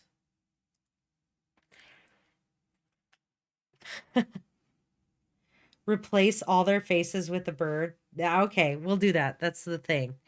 So let me see. We'll go to this free pick. Let's see if we can get a PNG image. Asset type. Oi. Let's see, file type. So you'll see this, right? AI, EPS, and SVG are all vector files. So if you're working and you need to gather a file that is vector, if it says AI, EPS, or SVG is the extension, those are all vectors. So you can absolutely use any of those. Let's see, bird. Let's replace it. We're going to do the bird face on everyone. This one would be funny. Let's find one where the bird is like actually looking.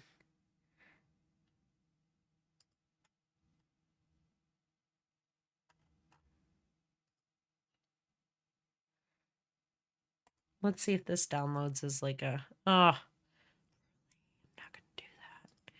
Hold on, you guys. I'm going to do something off camera. Don't tell it's through my other job. 1 second.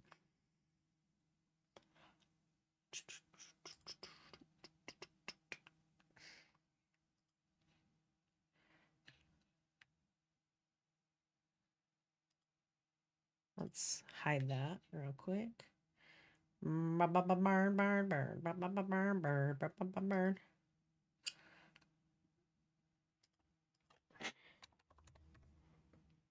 I hate those websites that make the fake PNGs. I know, it's such a pain in the ass. It is very frustrating when that happens. Let me see here.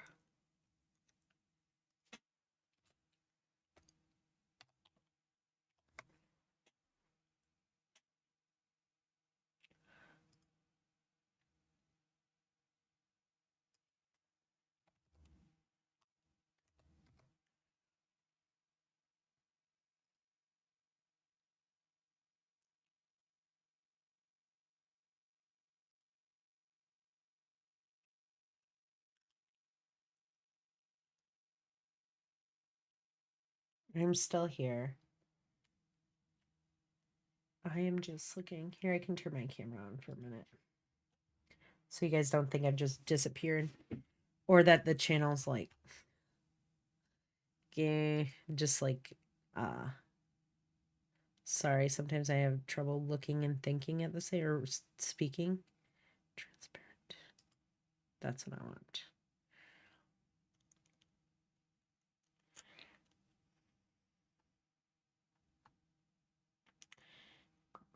This will work.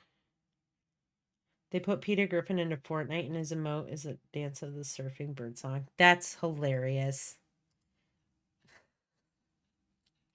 Of course they would do that. Now you guys, you guys have that stupid song. And I'm gonna sing that. And my wife's gonna be like, why? Why? Where'd this come from? I'll be like, tell her to thank you guys. Okay, this should be working now. Let's see. Another way that you can bring in images or import objects. Perfect. It is a PNG because look, it's the same color as the back file folder. So if I grab this and I drag it in, now I have a transparent image or an image that has a transparency layer, which is a PNG, right? There are other images that can hold transparency layers, but this one is what I'm looking for. And so now we want to replace, so I have a composition here, right? Like I can do all sorts of stuff with this image now. Let me shut my camera off now. The cats have taken over. The one thing I can do with this image if I wanted to is I can change like modes. So if I come over to my timeline, you notice that I have all of these images in layers, right? So they're numbered too. So you have 1, 2, 3, 4. Layer order does matter inside of After Effects, as it does in most programs, including Cinema 4D. And so anything that's up at the top will be at the top of your composition. So I have the toucan at the top, I have the eagle as second, and then third, I have the stock market image. If I were to swap those around, I would have the stock market image on the top. So you can click and drag and reorder layers as needed, right? Depending on what you're going for inside of your composition here. So I'm going to actually right now the eagle's on the top. We are going to turn that layer off. So I didn't delete that layer from my timeline. All I did is what's called on like hiding it, right? So there's these little eyeballs that are here. And if you just click on this little eyeball icon right there, it will hide your layer. It doesn't mean that it's gone. It just means that you're just not making it show up. When you go to export a video out, if this thing is clicked off, it will not show up in your final video. So you have to make sure that you turn things back on before you go to export it if you want it in your video, right? And so let's go ahead and change let's change the layer mode, right? So over here, like I said, you have different options. You have the ability to hide your layers. If the layer had audio, it would, there would be a little icon here, which you could shut off, turn on and shut off as needed. There's this little dot, which means to solo a layer. So what is soloing? If I have all of these turned on, but I only want to see the toucan at the moment, just to maybe focus in on something. Let's say most of my composition, my project is completed, but I need to just tweak something very small on here. And I just kind of want to see the whole image quickly. If I solo this layer, it will just shut everything off for a moment and allow me to see that one. I can click onto different ones. It's kind of like turning the layer on and off, but this allows me to just kind of hyper focus in on one of my layers. And then as soon as I unclick that, everything goes back to normal. There's an ability to lock your layers here. And then this is your tag. This is your label tag. So you can go in here if you want your timeline to be more organized and maybe you're separating things out by a certain color. If you click this little color square right here, you can change the color of this, it's called a label. You can change the label color for your layer inside of the timeline, right? So you can separate things out a little bit easier. I do this to stay organized when I have a bunch of different layers in here, because right now we only have 3 things inside of our composition, but eventually this will stack up and you will have a lot going on. Yeah, Duolingo, we're definitely figuring that out. So the other things that you have is you have a source name here, you have the layer number, you have your other options that you can update here, your mode. These are your matte options, which we'll talk about here in a little bit. You're shying a layer, right? So when your timeline gets really full of these layers and it's really hard to navigate, and maybe there are some layers that you just need to have in there, but you don't need to touch ever, and you can you can shy these layers, and it will just hide the layer from your timeline, but it doesn't make it disappear. You can make it reappear later. I'll show you guys that in a future project. Vectorizing your layers all the time. We'll talk about that later. Like any kind of FX, any kind of like motion blur or anything that you have on here as well. And then you have a parenting option. So if these don't show up, right, you can click down here at the very bottom. There's a few of these little icons here, and if it's blue it means it's activated, and if it's grayed out it means it is not. And so if you don't see these, like the track mat and the mode and stuff, all you got to do is come down here and click this little button and it will turn those on for you. There's other options here, but as soon as you start opening these up, they get kind of busy, and these, you guys probably won't have a need for these in this semester. Yes, the date was extended for the technology check-in. I request that you guys get it done as soon as possible so you're ready to work next week, but I extended it for the people who might not be able to pick up their computers right away and who might have to wait a little bit to complete it. So get it done when you can. The sooner the better. So let me hide this layer here, and then let's play around, like I said, with the mode. So if I open this up, all of a sudden I get like these modes that you get inside of, you see these inside of like Photoshop, inside of Procreate, different kinds of things like that. And so if I just start clicking on different modes here, it allows me to have different effects to my layer, right? So maybe this layer, I want it to be normal, and I want to just have the toucan's head, right? So I am going to, maybe we could do something with this stock market layer. Maybe make this one a different color. So I just kind of want like one solid layer color happening here. And so what do? You can, if you just want it to fill the entire composition, all you have to do is right click here and you go to new, and you can click new solid.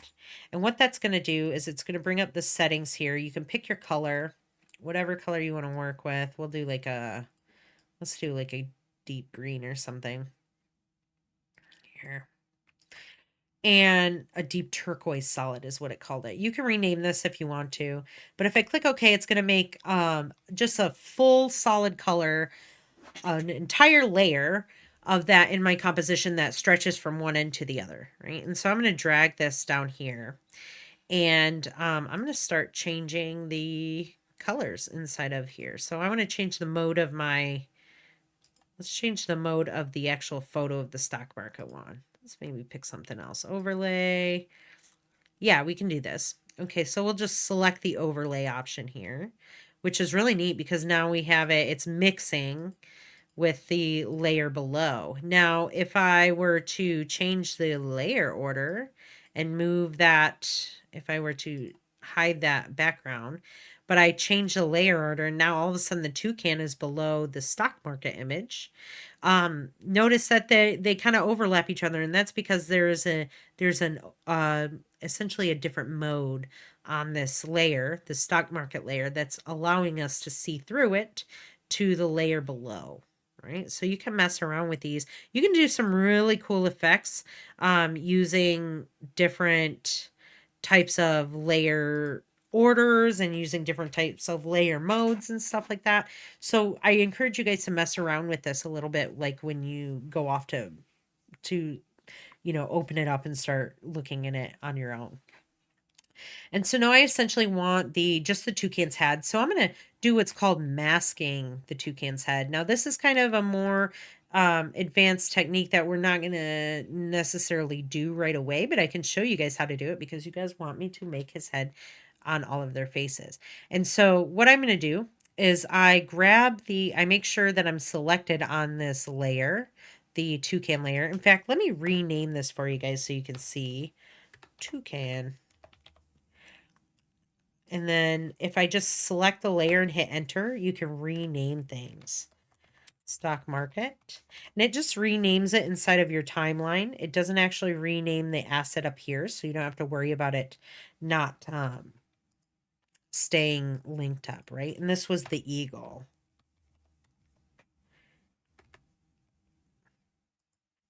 All right, so we have everything. We have the colors separated out for our layers. We have them all renamed. Really important, like keeping naming conventions easy and simple to look at will help you guys navigate your compositions and your projects. And then same up here, we've got this nice and cleaned up. But I'm going to select this toucan layer, and I'm going to select my pen tool up at the top here. And now when you're selected on a layer, and then you grab your pen tool here, you're going to see that this little button, it's kind of grayed out right now because you can't select it. But the selection option for that tool is this one right here, which is a little box with like the transparency. That is to create a mask, right? If it were on this one right here, if this one were blue and this one were grayed out, this one would be creating a custom shape. Okay. And the way you do this is by clicking off of all of your layers and then selecting your pen tool. But right now I want to create a mask. So I essentially want his body to be there, but I just want to select the head. So the head is really the only thing that I have to see. And in fact, you can do masks in different ways, right? So you can select this was my pen tool, so I can create a custom mask. And what does that look like? So if I start clicking and moving around here like this, I close this layer in, all of a sudden his body disappears. And that's because I masked that layer off. It's like I covered it with tape, right? But let's say I wanted the body to just, like, I didn't want the head there, I wanted the body there. I could come down here and I can select either subtract from this drop down menu, or I can click inverted there and it will invert that mask, right? So now I'm seeing just the body outside of that shape and not the head, which actually is really kind of funny because now I can select that layer.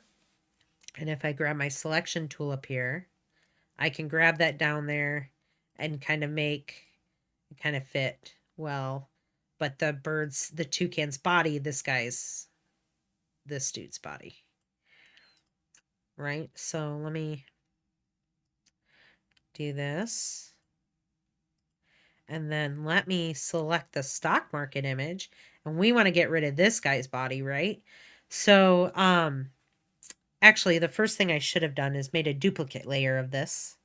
And then not made the mask on the original. So I can just come down there and delete that. And I'm just going to hide that layer right there so that I have an original always, right? So I don't have to come in.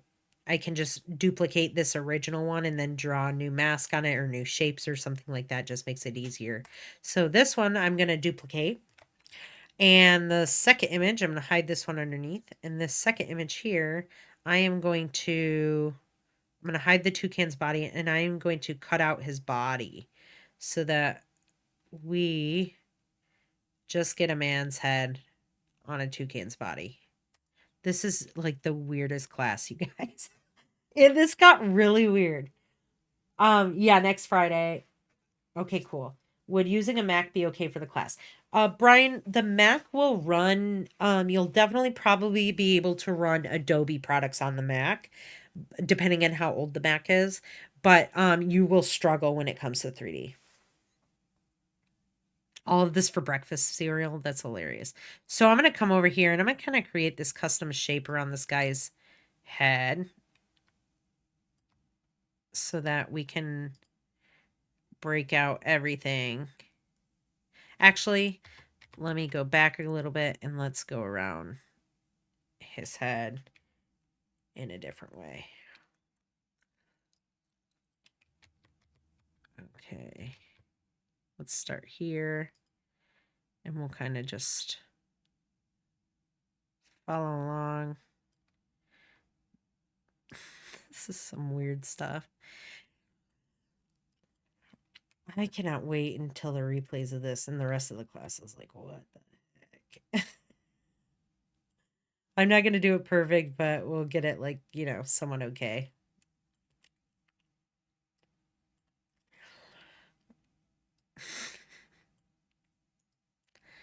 I accidentally right-clicked. I'm just clicking and dragging here, and what it allows me to do is create these rounded off shapes, right? You guys can bring the pen tool in, play around with these as needed as well. All right. So now we just have this dude's head, right? If I click off of it, we have this man's head now. And now if I turn on my toucan 2, number 2, if I turn that one on, we have the weirdest thing I've ever seen. Okay? But it works. Let's actually delete this. Let's just have this dude have a toucan body. Toucan body. Oh, okay. This happens sometimes. Where all of a sudden you notice like the thing changes. This is kind of good at happened in class. And all of a sudden now, where's my composition? And this looks different, and it's kind of crazy, is because I technically like double clicked in on this layer here, which opens the layer up specifically. And so if that happens, you can just come up here and close that layer and it'll go back to your composition here. I just did a quick save. But now let me do something real quick. We'll talk about this later. But now I can move this, I have the weirdest thing I've ever seen. And I'm also going to now bring in an image of, I don't know, where can we put him? I know where we'll put him.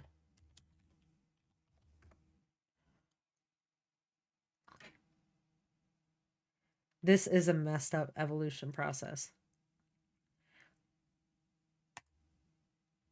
I'll have you guys guess where he's going to dinner tonight.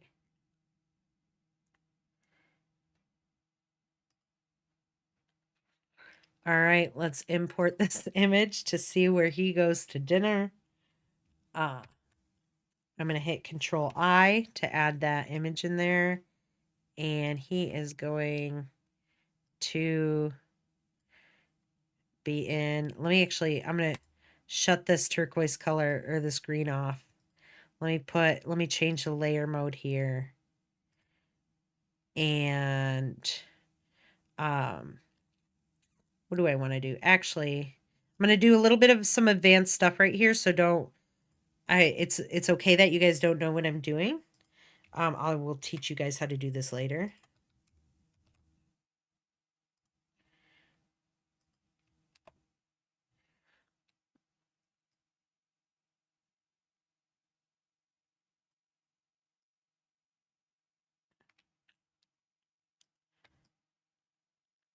Oh my God, that's so weird. He's got like alien head right now. This is so odd. Okay. All right, that works. And now I can go into here and still make it. What did I have it? Overlay? Yeah.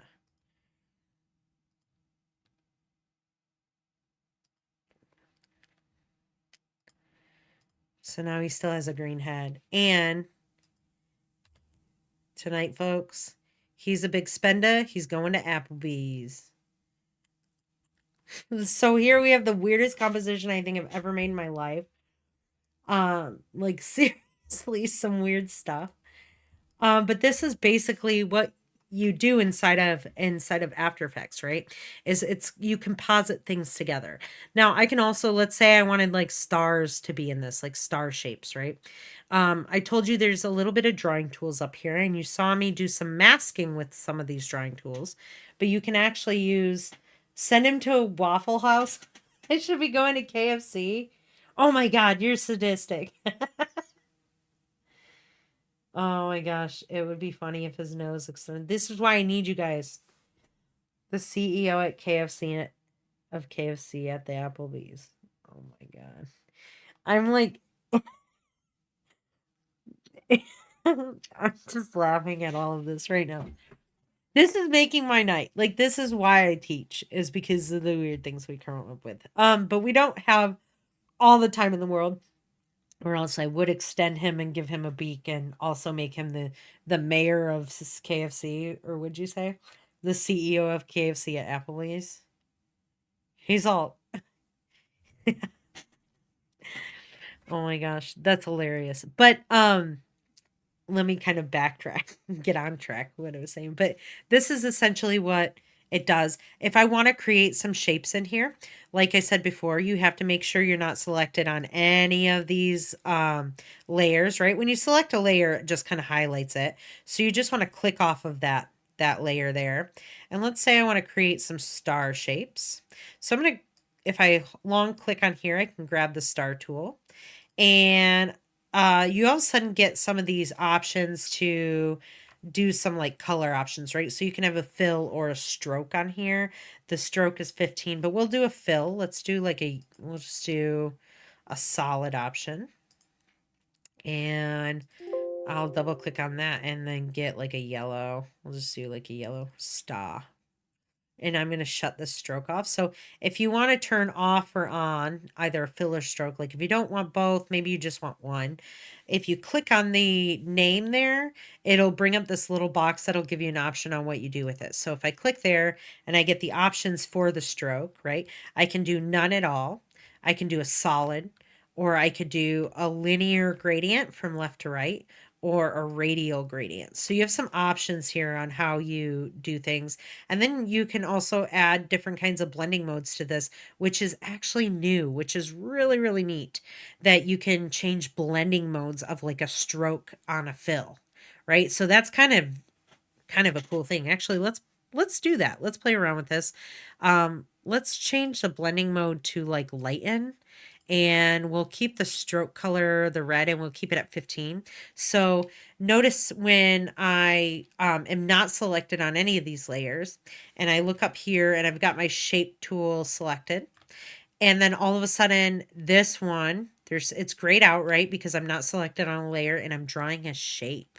And again, this one's the mask. So if you're drawing something and it's masking it out, that's because your mask option is selected when you want this one done. So if you want to just do a shape, right, you have to make sure you click off of the layer, grab the shape tool, and then you can have these options to play around. And then when I bring that kind of tool over here into my composition, you notice it's like crosshairs with the little shape next to it. And so then I can click and drag and draw. And if I select that shape now and drag that around, I think that let me see, I accidentally grabbed let's rename this to star. I have a shape though all of a sudden. And down here it'll say shape layer 1. So I always, whenever I draw shapes, I like to rename them right away. So I've got star there. Let's mess around with the stroke options here, or even the fill options. What's really cool though is when you select these layers, this is a new feature that they added into After Effects. Let me delete this. Is that when you grab on a layer, your properties panel right here, not this preview one, I'll close that one out, but this properties panel, it brings up the properties of that layer, right? So it tells me the name of my layer. It gives me some transform properties, which we'll talk about in next class. And then it gives me the contents of what's inside that layer, and then some different options to mess around with. So I have the option to play around with like the stroke and the fill and stuff like that. So if I increase the stroke a bunch, and then let's click on this again and let's try seeing if that actually does anything. Oh, it does. So if you hit multiply, let's do screen. Oh, neat. Wow, cool. Do you guys see how it looks different there? So if I change the fill color, if I come over here and start like moving the fill color, it'll change what my star looks like based on what the blending mode of that stroke was. This is really neat options. So you can get some really like complex looking images. I mean, like this, it's as far as a drawing tool goes, After Effects is like not your number one go-to drawing tool. I would use Illustrator or Procreate or Photoshop or some other kind of drawing tool, right? Coral Studio, any of that kind of stuff. But it has some abilities to do things, and these are all vector, right? So no matter what size I make these, they're going to be crisp and clear. Versus if I take this toucan man, and I make this really, really big, notice how his head is really grainy there, right? That's because it's raster based. This is an image, so it's pixelated, right? Those are pixels. But if I take the star and I make the star really, really big, hold on, let me do something real quick.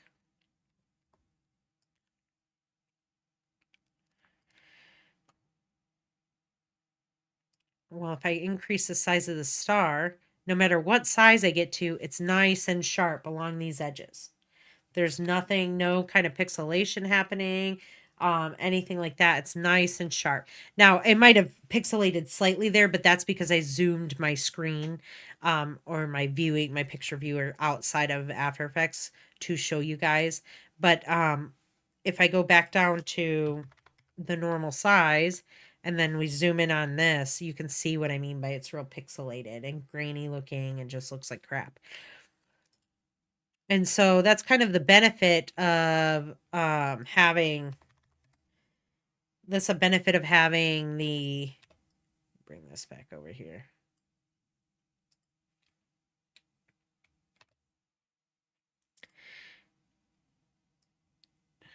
And then I'll finish my thought. But that's the benefit of having vector-based images versus just raster-based, right? It doesn't mean you can't work with rasterized images or JPEGs or image like PNGs and stuff like that. It just means you might have to find like a high quality image to work with. And then, as far as drawing goes inside of After Effects, like I said before, I would probably draw inside of Illustrator and then bring that file into here because those files are compatible.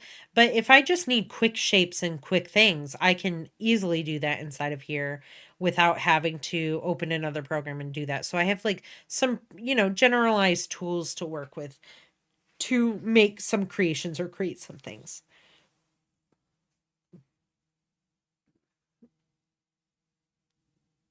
I'm catching up in the chat. Hold on. The funny. This went from semi-serious class to a Germa stream. That's hilarious. Uh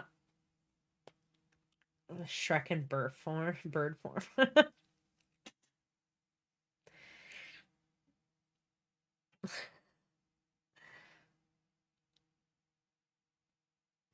Gavin left the stream to eat dinner and he came back to this. Sorry. This has gone off the rails. Today's like an off the rails thing, but Jim Carrey wants his mask back. That's hilarious.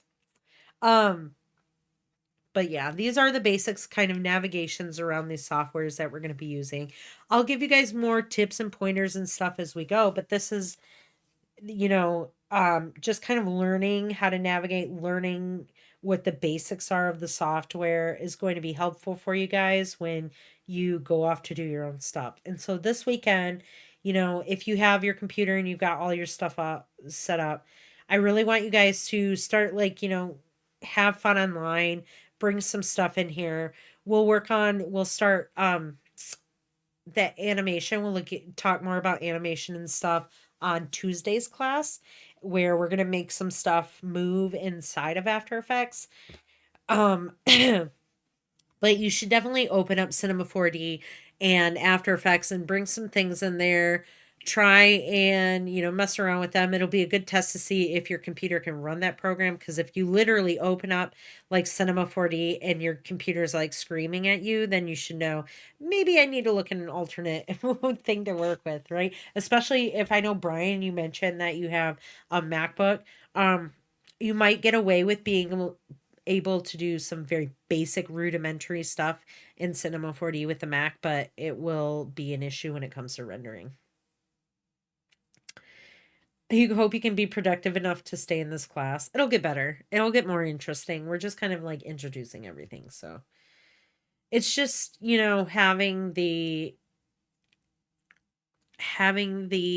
being, curious about what kind of things you can make, and you guys will have, here's the thing about the projects in this class is they all have parameters and rules around them, and so you want to follow the rules of the project, but you learn to be creative with the rules that you're given, right? And that's for any kind of art job that you have, you're never going to, even as an artist, you're going to get commissioned and people are going to be like, I want this, right? I don't want this. Graphic designer, illustrator, animator, anything like that.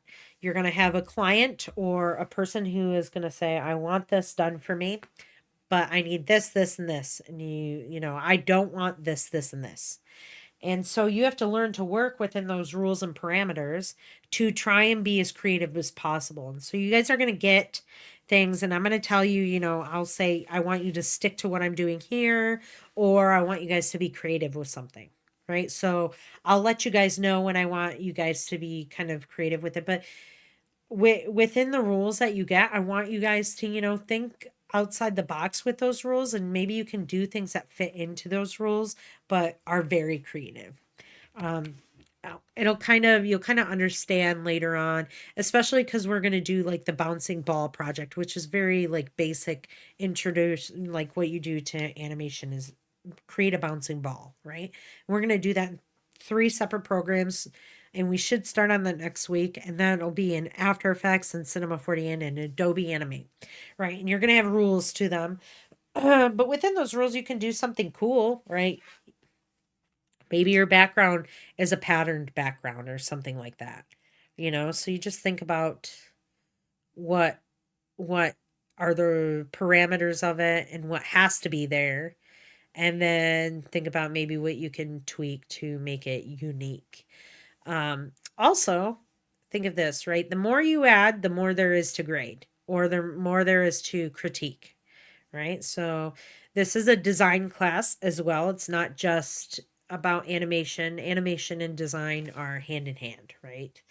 And so knowing the basics of design is really important. Knowing about color, um, and color theory, composition wise, is not as like not as like compositing composition, but like what your overall composition looks like. The golden rule and the rule of thirds and stuff for photography, that all applies to animation.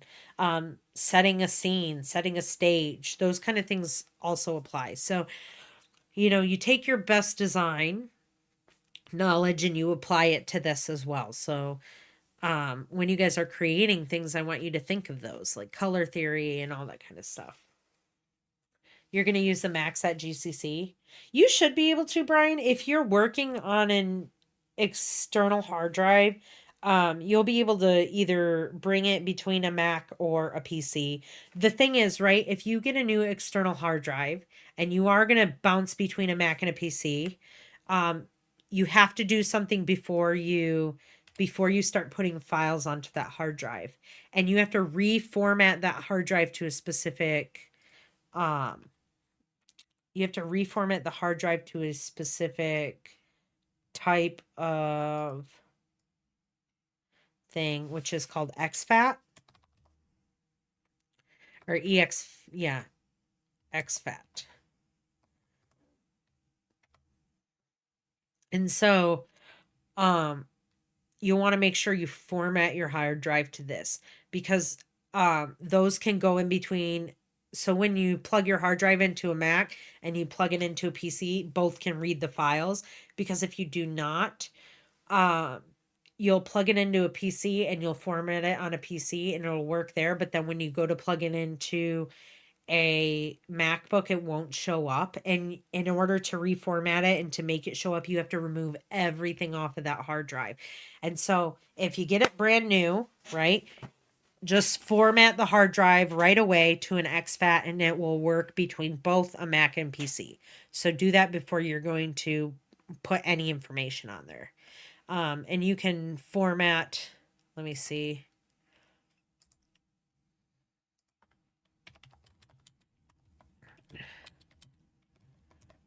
Hard drive to exFAT.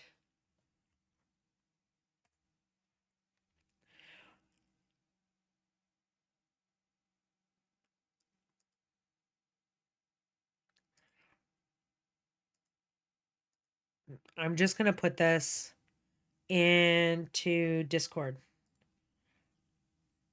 real quick for you guys.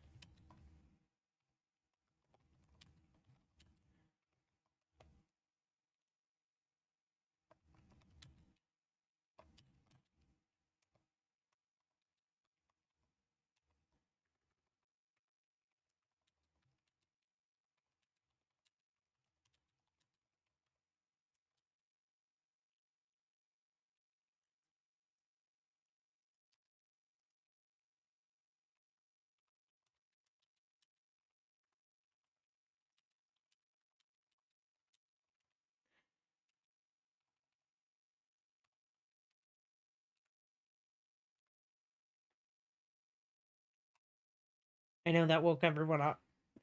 Sorry, I made your Discords go crazy. But you guys are, this will be helpful to do now so that you don't run into this issue later, Brian.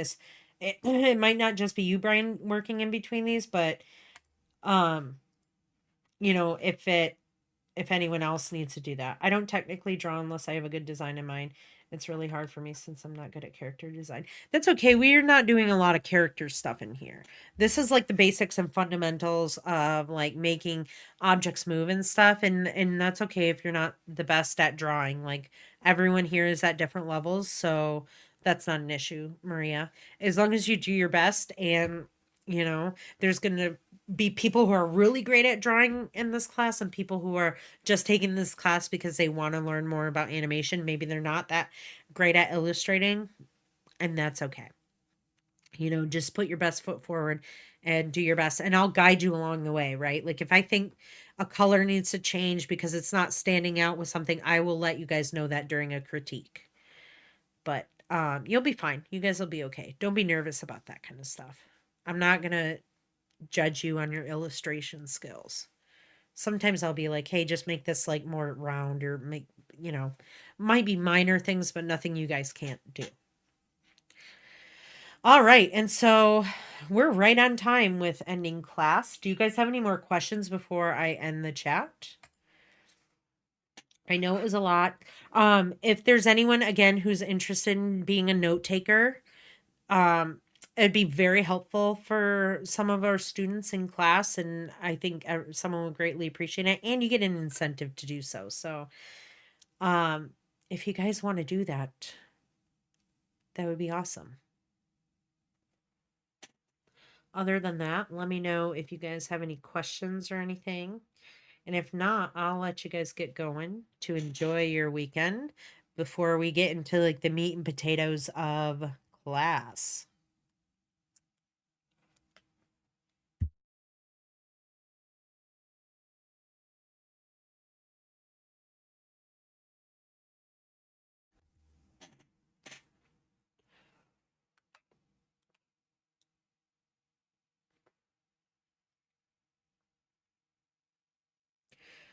Also, I'm sorry if you hear me chewing. I didn't even think about that. I had gum in my mouth when I started class.